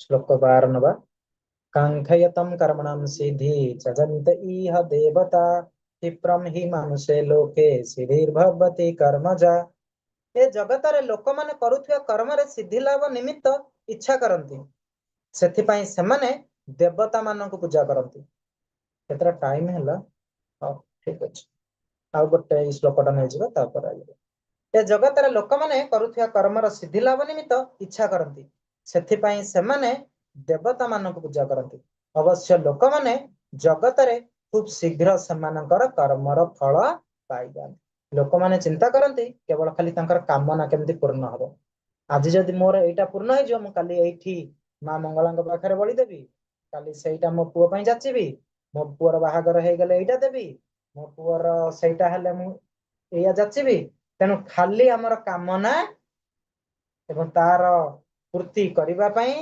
समस्त कोन करंती ना भगवान को छाड़ी अन्य देवता मानक निकट को जानती केवल निज कर्म रे सिद्धि लाभ निमित्त अवश्य लोक माने ए जगत रे खूब शीघ्र समानकर कर्मर फल मध्य पाई जानती किंतु समाने जानती नहीं जे ईश्वर परम कृष्ण सच्चिदानंद परमेश्वर होचंदी एक से होचंदी भगवान एवं सेमाने समस्त देवता होचंदी कोन ना तांकर प्रतिनिधि सेमाने केबे हेले भगवान को सहित संबंधित समान मध्य होई परिबे नाही तांकु किछि किछि दायित्व दे जायछि सेमाने सही दायित्व को परिचालन करिवे किंतु तार जो फल प्राप्त करिवे ए लोक माने भौतिकवादी लोक माने सेमाने किछि समय पा एवं तांकर सेही फल जतेबेले शेष होई जिवो पुणी एई धराधाम को अवतीर्ण हेबे तेणु भगवान तांकर एई बळी भाबरे जो ज्ञान प्रदान करूछंती हमको कोन करिवा पड़िबो आमे देवतांक पाखकु जिबा ना सीधा सड़क भगवान को सहित प्रत्यक्ष संबंधित हबा तेणु प्रत्येक जीव पई एक एठी भगवान क्लियरिटी कले जे अन्य देवता मानक पूजा न करी वास्तविक सीधा सड़क भाबरे जे मो संबंधित हुवंती तेणु मु तांकु कोन करे ना एई भली भाबरे सबु किछि तांक ठारू दूरीभूत कराई मोर धाम को मोर दिव्यता को तांकु प्रदान करिबी एई भली भाबरे भगवान श्री कृष्ण को हमर एही मनुष्य जीवन को चरित्रवान करिबा एवं हमर जीवन किभली भाबरे सुगममय होई परिबो तेणु एई भली भाबरे अर्जुन को एक दिव्य ज्ञान प्रदान करिछन केवल मानवर कल्याण निमित्त आमे आज जस्ट 12-13 नंबर श्लोक जाय गले काली आमे शेष करवा ए अध्यायटा को जदि कहार मनरे किछि प्रश्न अछि तबे आपण पचारि परिबे हरे कृष्ण हरे कृष्ण प्रभु जी प्रणाम प्रणाम माताजी हरे कृष्ण 6 नंबर श्लोकटा सेटा टिके आउथरे कर 6 नंबर श्लोक अजोपि सन्मयात्मा भूत नाम ईश्वर विषण प्रकृति स्वाम अधिष्ठाय संभव संभवात्मा आत्ममाया आत्ममाया होची अज मु होची मोर दिव्य शरीर कदापि क्षय हुए नाही जदि मु समस्त जीवंकर प्रभु तथापि मोर मौलिक दिव्य रूप रे मु प्रति कल्प रे अवतीर्ण हुए ଏଠାରେ ଭଗବାନ ତାଙ୍କର ଯୋଉ ଜନ୍ମ ସମ୍ବନ୍ଧୀୟ କଥା ନା ସେଟା ହଉଛି ବିଚିତ୍ର କଥା ଏଠି କହିଛନ୍ତି। ସେ ସାଧାରଣ ପୁରୁଷ ଭାବରେ ସେ ଅବତୀର୍ଣ୍ଣ ହୁଅନ୍ତି। ତାଙ୍କର ସେ ପ୍ରତ୍ୟେକ ଜନ୍ମରେ ଯାହା ଯାହା ସେ ଘଟଣା ଘଟେଇଛନ୍ତି ତାଙ୍କର ପ୍ରତ୍ୟେକ ଜନ୍ମର ସେ ବୃତ୍ତାନ୍ତକୁ ସେ ମନେ ରଖିଛନ୍ତି। କିନ୍ତୁ ସାଧାରଣ ଲୋକ ମୁଁ କହିଲି ନା ସେତେବେଳେ ଆମେ ଏଇନା କଣ ଖାଇଛେ କାଲି ଯଦି ଆମକୁ ପଚରାଯିବ ଆମେ କହିପାରିବା ନାହିଁ। କିନ୍ତୁ ଭଗବାନ କଣ କରିଛନ୍ତି ନା ତାଙ୍କର ସ୍ମୃତି ବିସ୍ମୃତି ସବୁ ପ୍ରଦାନ କରିଛନ୍ତି କାହାକୁ ନା ଜୀବକୁ। କିନ୍ତୁ ଭଗବାନଙ୍କର କୌଣସି କେତେବେଳେ ବିସ୍ମୃତି ଆସେ ନାହିଁ, ତାଙ୍କ ପାଖରେ ସବୁବେଳେ ସ୍ମୃତି ହିଁ ରହିଛି। ତେଣୁ ବିଭିନ୍ନ ପ୍ରକାର ଲୋକମାନେ କଣ କରନ୍ତି ନା ଅର୍ଥହୀନ ଦାବି କରନ୍ତି ଯେ କେବଳ ଭଗବାନ ଆସିଥିଲେ ଗୋଟେ ତୁଚ୍ଛ ମନୁଷ୍ୟ ଶରୀରର, ସେ ରାଧାରାଣୀଙ୍କ ସହିତ ସେ ଗୋପୀ ମାନଙ୍କ ସହିତ ଲୀଳା କରିଥିଲେ, ସେ ଏମିତି କରିଥିଲେ, ସେ ସେମିତି କରିଥିଲେ, କେବଳ ଭ୍ରମାତ୍ମକ ଧାରଣାରେ ସେ ଆଜି ପର୍ଯ୍ୟନ୍ତ ରହିଛନ୍ତି। ପ୍ରତ୍ୟେକ ଜୀବ ଶରୀର ବଦଳାଏ, କିନ୍ତୁ ଭଗବାନ ଦେଖ ଯେତେବେଳେ ଛୋଟିଆ ଶିଶୁଟେ ଥିଲେ, ତିନି ଦିନର ଛୁଆ ପାଖରେ ଯେତିକି ଶକ୍ତି ଭଗବାନଙ୍କ ପାଖରେ ସେତିକି। ଗୋଟେ ଅସୁରୁଣୀ ପୁତନାକୁ କଣ କଲେ? ବିଷପାନ ଦବା ପାଇଁ ଆସିଛି ମାତା, ସେ ମାତାଙ୍କର ସ୍ୱରୂପକୁ ପ୍ରଦାନ କରି ଭଗବାନଙ୍କର ମନେ ଅଛି ଯେ ଆସିଛନ୍ତି ବଳିଙ୍କର ରତ୍ନାବଳୀ, ତେଣୁ ମୁଁ ତାଙ୍କୁ କଣ କରିବି? ମୁକ୍ତି ପ୍ରଦାନ କରିବି। କିନ୍ତୁ ପୁତନାର ମନେ ଥିଲା କି? ମନେ ନଥିଲା। ତେଣୁ ଏଠି ଭଗବାନ ସେଇ କଥା ଏଠି ଚିନ୍ତା କଲେ ଯେ ମୋର କଣ ପୂର୍ବ ଜନ୍ମରେ ଯାହା ଯାହା ସବୁ ଛାଡିଛି କାମ, ମୁଁ ଏଇ ଜନ୍ମରେ ବି ମଧ୍ୟ କଣ କରିବି? ସମ୍ପୂର୍ଣ୍ଣ କରିବି। ମୋର ଅବତୀର୍ଣ୍ଣ ଏଇଥିପାଇଁ ହେଇଛି, ସବୁ ଦେଖିବେ ନା ଯେତେବେଳେ ଦେଖିବା ଭଗବାନଙ୍କର ସବୁ ପ୍ରକାରର, ରାମ ଅବତାରରେ ଭଗବାନ ଯାହା କରିନାହାନ୍ତି ସବୁ ଆସି କୃଷ୍ଣ ଅବତାରରେ କରିବେ। ସବୁତକ ଷ୍ଟକ୍ ହେଇକି ରହିଛି ଯେ ଭଗବାନ କୃଷ୍ଣ ସମସ୍ତଙ୍କୁ ଗ୍ରହଣ କରିବେ, ଆଉ ଯୋଉମାନେ ଉଦ୍ଧାର ପାଇନାହାନ୍ତି ତାଙ୍କୁ ବି ମଧ୍ୟ ଉଦ୍ଧାର କରିବେ। ତେଣୁ ଭଗବାନଙ୍କର ସବୁବେଳେ ସ୍ମୃତି ରହିଛି, ପୂର୍ବ ଜନ୍ମ, ଅତୀତ, ବର୍ତ୍ତମାନ, ଭବିଷ୍ୟତ କଥାର ସେ ହଉଛନ୍ତି ଜ୍ଞାତା। କିନ୍ତୁ ଜୀବ କେବଳ କିଛି ସମୟ ପାଇଁ ତାର ସ୍ମୃତି ରହେ, ପୁଣି କିଛି ସମୟ ପରେ ବିସ୍ମୃତି ହେଇଯାଏ। ପ୍ରତି କଳ୍ପରେ ଭଗବାନ ଏଇଭଳି ଭାବରେ ତାଙ୍କର ନିଜର ଲୀଳା କରିଛନ୍ତି ଏବଂ ତାହାକୁ ମଧ୍ୟ ମନେ ରଖିଛନ୍ତି। ତାଙ୍କର ଶରୀର କଣ ନା ଶାଶ୍ୱତ, ଚିନ୍ମୟ ଏବଂ ଦିବ୍ୟ। କିନ୍ତୁ ଜୀବ ଶରୀର କଣ ନା ପଞ୍ଚ ମହାଭୂତ ଦ୍ଵାରା ଗଠିତ, ଯାହାର ଶରୀର ଜଡ ଚେତନା, ଏବଂ ଯଦି ସେଇ ପ୍ରାଣବାୟୁ ଚାଲିଗଲା ପରେ ଏ ଶରୀରଟା କଣ ହେଇଯିବ? ନିସ୍ତେଜ ହେଇଯିବ, ଅଚେତନ ହେଇଯିବ, ନା ଚଳନ ପ୍ରକ୍ରିୟାର କୌଣସି ଦେଖାଯିବ ନାହିଁ। ପ୍ରଭୁଜୀ, ଭଗବାନ ଆମକୁ ମଣିଷ ଜନ୍ମ ତ ଦୁର୍ଲଭ ଜନ୍ମ ଦେଲେ, ତାପରେ ଯୋଉ ବିସ୍ମୃତିଟା ଦେଇକିରି କଣ ଆମକୁ ଉପକାର କରୁଛନ୍ତି? ଉପକାର କଣ ହେଲା? ସେଦିନ କହିଥିଲି ମାତାଜୀ, ସ୍ମୃତି ବିସ୍ମୃତି ଆମର ଥିଲା ହଉଛି ପଞ୍ଚଦଶ ଅଧ୍ୟାୟରେ ଅକ୍ଷର ବ୍ରହ୍ମ ଯୋଗ ଯୋଉ ଆମର ହଉଛି, ଯୋଉଟା ଆମର ଥିଲା ପୁରୁଷୋତ୍ତମ ଯୋଗରେ। କଣ ଅସୁବିଧା? ଆଜି ଗୋଟେ ସ୍ତ୍ରୀର ସ୍ୱାମୀ ମରିଗଲା, ଗୋଟେ ଛୁଆଟେ ମରିଗଲା, କେତେ ଦିନ ସେ ମନେ ରଖିବ? କେତେ ଦିନ ମନେ ରଖିବ? ସେ ମା ତ କେତେ ଦିନ ଯାଏ ମନେ ମା ସବୁଦିନ ଯଦି ମନେ ରଖିବ, ଦୁଃଖ ହିଁ ଦୁଃଖ ପାଉଛି। ହରେ ଯେତେ ଶୀଘ୍ର ଭୁଲିଯିବ ସେତେ ଶୀଘ୍ର, ଯୋଉ 8, 10, 12 ଦିନ 15 ଦିନ ଭଗବାନ ଯୋଉ ଭଳି ଭାବରେ ତାକୁ ଯୋଉ ଜ୍ଞାନ ଦେଇଥିଲେ, ସେଇ ଜ୍ଞାନକୁ ଯଦି ସେ ସେଇଭଳି ଭାବରେ ପୁଅ ପ୍ରତି ମନେ ରଖିବ, ସେ ତାର ଜୀବନ ବଞ୍ଚି ପାରିବ ନାହିଁ। ଯେତେବେଳେ ପୁଅ ହଠାତ୍ ଚାଲିଗଲା, ସିଏ କହିଲା ପୁଅ ଯିବ ମାନେ ମୁଁ ବି ଯାଉଛି, ସେ ମଶାଣିକି ଦୌଡ଼ି ଦୌଡ଼ି ପଳଉଛି। କିନ୍ତୁ 3-4 ଦିନ ଯେମିତି ଯାଉଛି, ସେ ଧୀରେ ଧୀରେ ତାର କ୍ଷୀଣ ଭାବ ରହୁଛି, କିନ୍ତୁ ସେଇଭଳି ତାର ଯୋଉ ସମୟର, ଯୋଉ ମୃତ୍ୟୁ ସମୟରେ ଯୋଉ ଚିନ୍ତା ଥିଲା, ମୋ ପୁଅ ଚାଲିଗଲା ମାନେ ମୁଁ ଆଉ କେମିତି ବଞ୍ଚିବି? ପୁଣି ବଞ୍ଚିଛି ନା ମା ନା ନାହିଁ? କେମିତି ନା ଭଗବାନ ତାକୁ ଭୁଲେଇ ଦଉଛନ୍ତି, ସିଏ କିନ୍ତୁ କଣ କରୁଛି ନା ରିକଲ କରୁଛି, ସେ ଚିନ୍ତା କରୁଛି ନାଇଁ ମୋ ପୁଅଟା ଥିଲା, ଆସୁଛି ତାର ଭାବ, ପୁଣି ସେ ସ୍ମୃତି ଆଣୁଛି, କିନ୍ତୁ ଭଗବାନ କଣ କରୁଛନ୍ତି? ତାର ସ୍ମୃତିକୁ ବିସ୍ମୃତିରେ ପରିଣତ କରିଦଉଛି। ତେଣୁ ସେ ବଞ୍ଚି ପାରୁଛି, ଯଦି ସିଏ ସେଇ ସ୍ମୃତିକୁ ଧାରଣ କରିକି ରଖିବ, ସେ କଦାପି ବଞ୍ଚି ପାରିବ ନାହିଁ।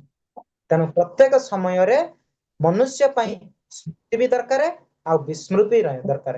ଆଉ ଯଦି ବିସ୍ମୃତି ନଥାନ୍ତା, ତାହେଲେ ସ୍ମୃତିର ଝଲକଟା ଆମେ ଜାଣିପାରନ୍ତିନି, ତାର ଯୋଉ ମହିମାଟାକୁ ଆମେ ଜାଣିପାରନ୍ତି ନାହିଁ। ତେଣୁ ସେଥିପାଇଁ ଭଗବାନ ଦେଇଛନ୍ତି ମନୁଷ୍ୟକୁ ଗୋଟେ କଲ୍ୟାଣ ପଦ ଦବା ପାଇଁ, ତାର କଲ୍ୟାଣ କରିବା ପାଇଁ ଆମକୁ ବିସ୍ମୃତି ବି ମଧ୍ୟ ପ୍ରଦାନ କରିଛନ୍ତି। ଆପଣ ଚିନ୍ତା କରନ୍ତୁ, ପୂର୍ବ ଜନ୍ମରେ କଣ ଥିଲେ? ଆମେ ଯଦି ଚିନ୍ତା କରିବା ପୂର୍ବ ଜନ୍ମରେ ଆମେ ସାପ ହେଇଛେ, ଠେକୁଆ ହେଇଛେ, କାଲି କହୁଥିଲି ନା ଆମେ ଠେକୁଆ ହେଇଛେ, ହରିଣ ହେଇଛେ, ବାଘ ଆମକୁ ଖାଇଛି, ବର୍ତ୍ତମାନ ଆମର ସେଇଟା ମନେ ପଡିଯାଉଛି। ଆପଣ ସ୍ୱପ୍ନ ଦେଖୁଥିବେ, ସ୍ୱପ୍ନରେ ଦେଖିତେ ଆପଣ ଥରୁଛନ୍ତି ମଧ୍ୟ, କିନ୍ତୁ ଯଦି ସେଇଟା ହଉଛି ସତରେ ବର୍ତ୍ତମାନ ଆମେ ବସିଥିଲା ବେଳେ ଭାବୁଥିବା ମୋର ଏଇଠି ବର୍ତ୍ତମାନ ବାଘ ଆସିଲା ମତେ ଖାଉଛି, ସେଇଟା ଆମର ମନେ ପଡିବ, କଣ ହବ? ଆମେ ବଞ୍ଚିପାରିବା? ଆମ ଜୀବନ, ଆମର ହାର୍ଟ ଆଟାକ ସାଙ୍ଗେ ସାଙ୍ଗେ ହେଇଯିବ, ଆମ ଜୀବନ ସେଇଠି ହିଁ ଚାଲିଯିବ। ତେଣୁ ହରେ ଭଗବାନ କୃଷ୍ଣ ସେଇ ପ୍ରଭୁଜୀ, ଆମେ ତ ଯେତେ ଚେଷ୍ଟା କରୁଛୁ ଭଗବାନଙ୍କ ଆଡକୁ ଯିବୁ କି ତାଙ୍କରି ଧ୍ୟାନ କରିବୁ, ରୂପ ଗୁଣ ସବୁ ମନେ ପକେଇବୁ, ସେଗୁଡାକ ଆସ୍ତେ ଆସ୍ତେ କୋଉ ଶୋକଟା ପ୍ରାର୍ଥନାଟା କି କଣ ଗୋଟେ ମନେ ରଖୁଛୁ, ସିଏ କିନ୍ତୁ ଭୁଲି ହେଇଯାଉଛି। କିନ୍ତୁ କୋଉ ଦିନ କିଏ କେତେ ବର୍ଷ ପୂର୍ବେ ଆମକୁ କଷ୍ଟ ଦେଇଥିଲା, ଦୁଃଖ ଦେଇଥିଲା, ସେଗୁଡା କୋଉଠି ସ୍ମରଣରେ ରହିଯାଉଛି। ଏଇ ହଉଛି ଜିନିଷ କଣ ନା, ଆମେ କାହା ପ୍ରତି କେତେ ଭଗବାନ ଏଠି କହିଲେ ନା, ଯିଏ ଯେଉଁ ଭଳି ଭାବରେ ମତେ ଭାବିତ ହୋଇଥାଏ ମୁଁ ତାକୁ ସେଇଭଳି ଭାବରେ ପୁରସ୍କୃତ କରିଥାଏ। ଭଗବାନ ଏଇଠି କହିଲେ ନା, ଆଜ୍ଞା ମତେ ଯିଏ ଯୋଉଭଳି ଭାବରେ ଭାବିତ କରିଥାଏ ମୁଁ ତାକୁ ସେଇଭଳି ଭାବରେ ପୁରସ୍କୃତ କରେ। ଆମର ଯୋଉ ଭାବନା, ସେଇଟା ହଉଛି ଶୁଦ୍ଧ ଭକ୍ତି ନାହିଁ। ଆମେ ଯୋଉ ଭଗବାନଙ୍କ ପାଇଁ ଯୋଉଟା ଚିନ୍ତା କରୁଛେ, ଏଇଟା ହଉଛି କେବଳ ପ୍ରାଥମିକ ଭାବରେ। ଆମର ଝିଅ ବର୍ତ୍ତମାନ ଡାକୁଛି, ଭଗବାନଙ୍କୁ ଛାଡିକି ଆଗ ଝିଅ ପାଖକୁ ଯିବା। ପୁଅ ଡାକିଲାଣି, ଭଗବାନ ଇଆଡେ ଶୁଣୁଥିବା, ସେଆଡେ ପୁଅ ଡାକିଲାଣି, ଆଗ ପୁଅ କଥା ଚିନ୍ତା କରିବା। ଏଥିରେ ମନେ ରହିବ କୋଉଠି? ଆମେ କେବଳ ଶରୀରକୁ ଏଠି ବସେଇଛେ, କିନ୍ତୁ ମନ ଆମର ଅଲଗା ଆଡେ ବ୍ୟତିବ୍ରସ୍ତ ହଉଛି। ପ୍ରତ୍ୟେକ ସମୟରେ ଆମେ ଭଗବାନଙ୍କ ସହିତ ଭାବୁଛେ ଆମେ କିନ୍ତୁ ସମ୍ବନ୍ଧିତ ହବା, କିନ୍ତୁ ଆମେ ସମ୍ବନ୍ଧିତ ନୁହେଁ। ଆମେ ମାଳା ଜପୁଛେ, ହାତରେ ଚାଲିଛି, କିନ୍ତୁ ମନ ହଉଛି ଅଲଗା ଆଡେ। କିନ୍ତୁ ଶତ୍ରୁ, ଭଗବାନ କହିଲେ ନା, ଶତ୍ରୁର ବି ମୁକ୍ତି ହେଇଯାଏ, କଂସର ବି ମୁକ୍ତି ହେଇଗଲା। କେମିତି? ସେ ସବୁବେଳେ ଚିନ୍ତା କରୁଥିଲା କୃଷ୍ଣ କୃଷ୍ଣ କୃଷ୍ଣ, ସେ ତାଙ୍କର ନେଗେଟିଭିଟି ଥିଲା, କିନ୍ତୁ ସବୁବେଳେ ଚିନ୍ତା କରୁଥିଲେ କାହାକୁ? ଭଗବାନ। ତେଣୁ ଏଇଠି ନା ନାସ୍ତିକ ମାନଙ୍କର ମଧ୍ୟ, ଯୋଉମାନେ ସମ୍ପୂର୍ଣ୍ଣ ଖାଲି ଈର୍ଷା, ଯେ ସେଇଟା ନାହିଁ, ଯଦି ସେମାନେ ଭଗବାନଙ୍କର ନାମ ନଉଥିବେ, ଭଗବାନଙ୍କୁ ସ୍ମରଣ କରୁଥିବେ, ତଥାପି ଭଗବାନ କଣ କରିବେ? ତାଙ୍କୁ ବି ମଧ୍ୟ ମୁକ୍ତି ପ୍ରଦାନ କରିଦେବେ। ତେଣୁ ଆମର ଭାବଟା କେମିତି, ସେଥିପାଇଁ ଭଗବାନଙ୍କୁ କୁହାଯାଏ ଭାବଗ୍ରାହୀ। ଆମେ କିଭଳି ଭାବରେ ଭଗବାନଙ୍କ ସହିତ ସମ୍ବନ୍ଧିତ ହବା, ଯେଉଁଭଳି ଭାବରେ ଆମେ ଭଗବାନଙ୍କ ସହିତ ସମ୍ବନ୍ଧିତ ହବା, ସେଇଭଳି ଭାବରେ ଆମର ଭଗବାନଙ୍କ ପ୍ରତି ପ୍ରୀତିପୂର୍ଣ୍ଣ ସେବା ଭାବ ଆସିବ। ଆମକୁ ସେଇଭଳି ଭାବରେ ଭଗବାନ ଆମକୁ, ଆମର ଯୋଉ ସ୍ମୃତି ବିସ୍ମୃତି ନା, ସେମିତି ଆମେ ତ କିଛି ସମୟ ପାଇଁ ଏଠିକି ଆସୁଛେ କ୍ଲାସ କରିବା ପାଇଁ, ପୁଣି କିଛି ସମୟ କ୍ଲାସ କରିସାରିଲା ପରେ ଏଇ ଭିତରେ ବି ଆମ ମନ କେତେବେଳେ ଦିଲ୍ଲୀ ଗଲାଣି, କେତେବେଳେ ବମ୍ବେ ଗଲାଣି, କେତେବେଳେ ସ୍ୱାମୀ ପାଖରେ, କେତେବେଳେ ସ୍ତ୍ରୀ ପାଖରେ, କେତେବେଳେ ପୁଅ ପାଖକୁ ଗଲାଣି, କେତେବେଳେ ଝିଅ ପାଖକୁ ଗଲାଣି, କେତେବେଳେ ଜ୍ୱାଇଁ ପାଖକୁ ଗଲାଣି, କେତେ କାହା ପାଖରେ ବୁଲି ବୁଲିକା ଆସିକି ପୁଣି ଗୀତା କ୍ଲାସରେ ଆମେ ବସିଛୁ। ଖାଲି ମନ ଚଳଚଞ୍ଚଳ, ଖାଲି ଆମେ ବସିଛେ ନାମକୁ ମାତ୍ର, କିନ୍ତୁ ମନ ଚଳଚଞ୍ଚଳ ହେଇକି କେତେ କୁଆଡେ ଘିରି ଘିରି ବୁଲି ବୁଲି ଆସିକି ପୁଣି ଉପସ୍ଥିତ ହେଇକି ପୁଣି ଆମେ ଏଠିକିନା ବସିଛେ। ତେଣୁ ସେଥିପାଇଁ ଆମର ଯୋଉଟା ଶୁଣୁଛେ କେବଳ ଶ୍ରବଣ ମାତ୍ର, କିନ୍ତୁ ତାର ବାସ୍ତବିକ ଯୋଉ ଶ୍ରବଣ, ଯେମିତିକି ପରୀକ୍ଷିତ ମହାରାଜ ଯେମିତି ଶ୍ରବଣ କରିଥିଲେ, ଅଖିଆ ଅପିଆ 7 ଦିନ, ଆମେ ତ ଗୋଟେ ମିନିଟ ବି ମଧ୍ୟ ଆମେ ଶ୍ରବଣ କରିପାରୁନେ। ଆମେ କହୁଛେ, କିନ୍ତୁ କହିଲା ବେଳେ ବି ମୁଣ୍ଡ ଭିତରେ ବି ଆଡେ କୁଆଡେ ବୋଲି କଣ କଣ ଆସି ପଶିଲାଣି। ଆମେ ଶୁଣୁଛେ, କିନ୍ତୁ ଶୁଣିବାର ବି ସଠିକ ଶ୍ରବଣ ଯୋଗ ନାହିଁ। ତେଣୁ ଆମକୁ ଠିକ ଭାବରେ ଶୁଣିଲେ ହବ। କିନ୍ତୁ ଆମେ ଚିନ୍ତା କରୁଛେ ଆମର ଶତ୍ରୁ, ତ ତାକୁ ଆମେ ପୁରା ମାଇଣ୍ଡ ଭିତରେ ଏମିତି ଫିଡିଂ କଲେ, ସେଟା ପୁରା ଏମିତି ଚାଲିଛି।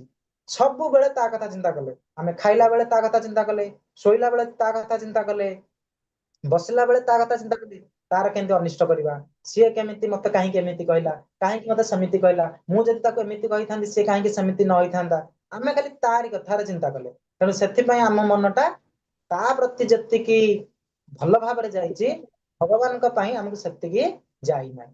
ଆମେ ଭଗବାନଙ୍କ କଥା ସମ୍ବନ୍ଧିତ ଶୁଣିଦେଲେ, ତାପରେ ତାକୁ ପାସୋରି ଦେଲେ, କିନ୍ତୁ ତା କଥାଟା କଣ କଲେ ନା ଭଲ ଭାବରେ ସବୁବେଳେ, ଭଗବାନ କହିବେ ନା ଅଭ୍ୟାସ, ଆମେ ତେଣୁ ତା ପ୍ରତି ବହୁତ ଅଭ୍ୟାସ ପ୍ରଦାନ କଲେ, କିନ୍ତୁ ଭଗବାନଙ୍କ ପାଇଁ ଅଭ୍ୟାସ ଦେଲେ ନାହିଁ। କିଛି ସମୟ ଆସୁଛେ, କିଛି ସମୟ ଛାଡି ଦଉଛେ।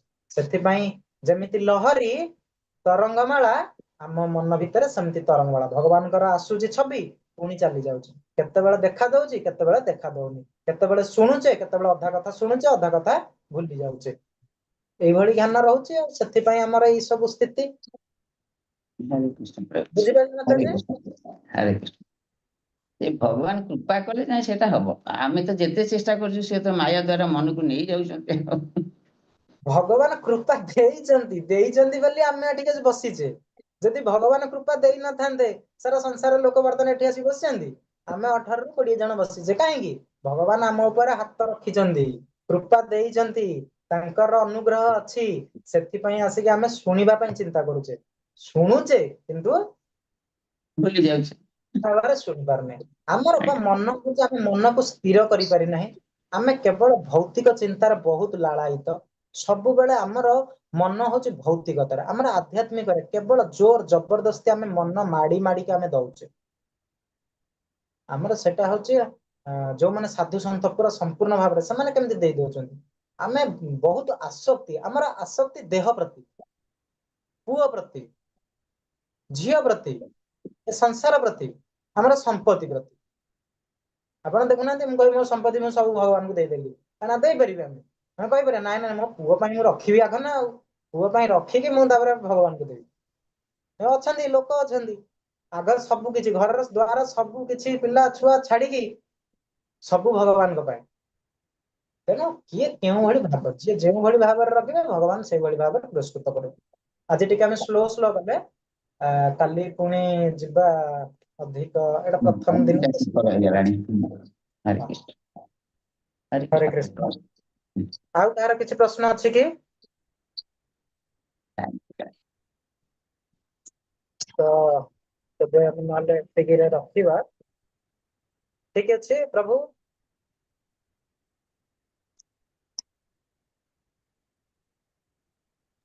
ଆଜ୍ଞା ପ୍ରଭୁ, ହରେ କୃଷ୍ଣ। ନାଇଁ ହଉ। वंशकल्पतरुभ्यश्च कृपा सिन्धुभ्येव च पतितानां पावनेभ्यो वैष्णवेभ्यो नमो नमः। अनंत कोटि वैष्णव वृंद की जय। श्रील प्रभुपाद की जय। श्रीमद् भगवद गीता की जय। परम पुरुष भगवान श्री कृष्ण चंद्र देव की जय। प्रेम पुरुषोत्तम भगवान श्री चैतन्य महाप्रभु की जय। तुलसी महारानी की जय। राधा रानी की जय। संगत और भक्त वृंद की जय। हरे कृष्ण महामंत्र की जय। हरे कृष्ण कृष्ण कृष्ण हरे हरे, हरे राम राम राम। ठीक अच्छे तबे आमे काली पुणी देखिवा चतुर्थ अध्याय आउ जो सारांश रहिला किभଳି भाବରେ ତାକୁ ଆମେ କମ୍ପ୍ଲିଟ କରିବା। पुणी आहुरी भगवान आहुरी सुंदर सुंदर कथा देवे, दिव्य ज्ञान आहुरी प्रदान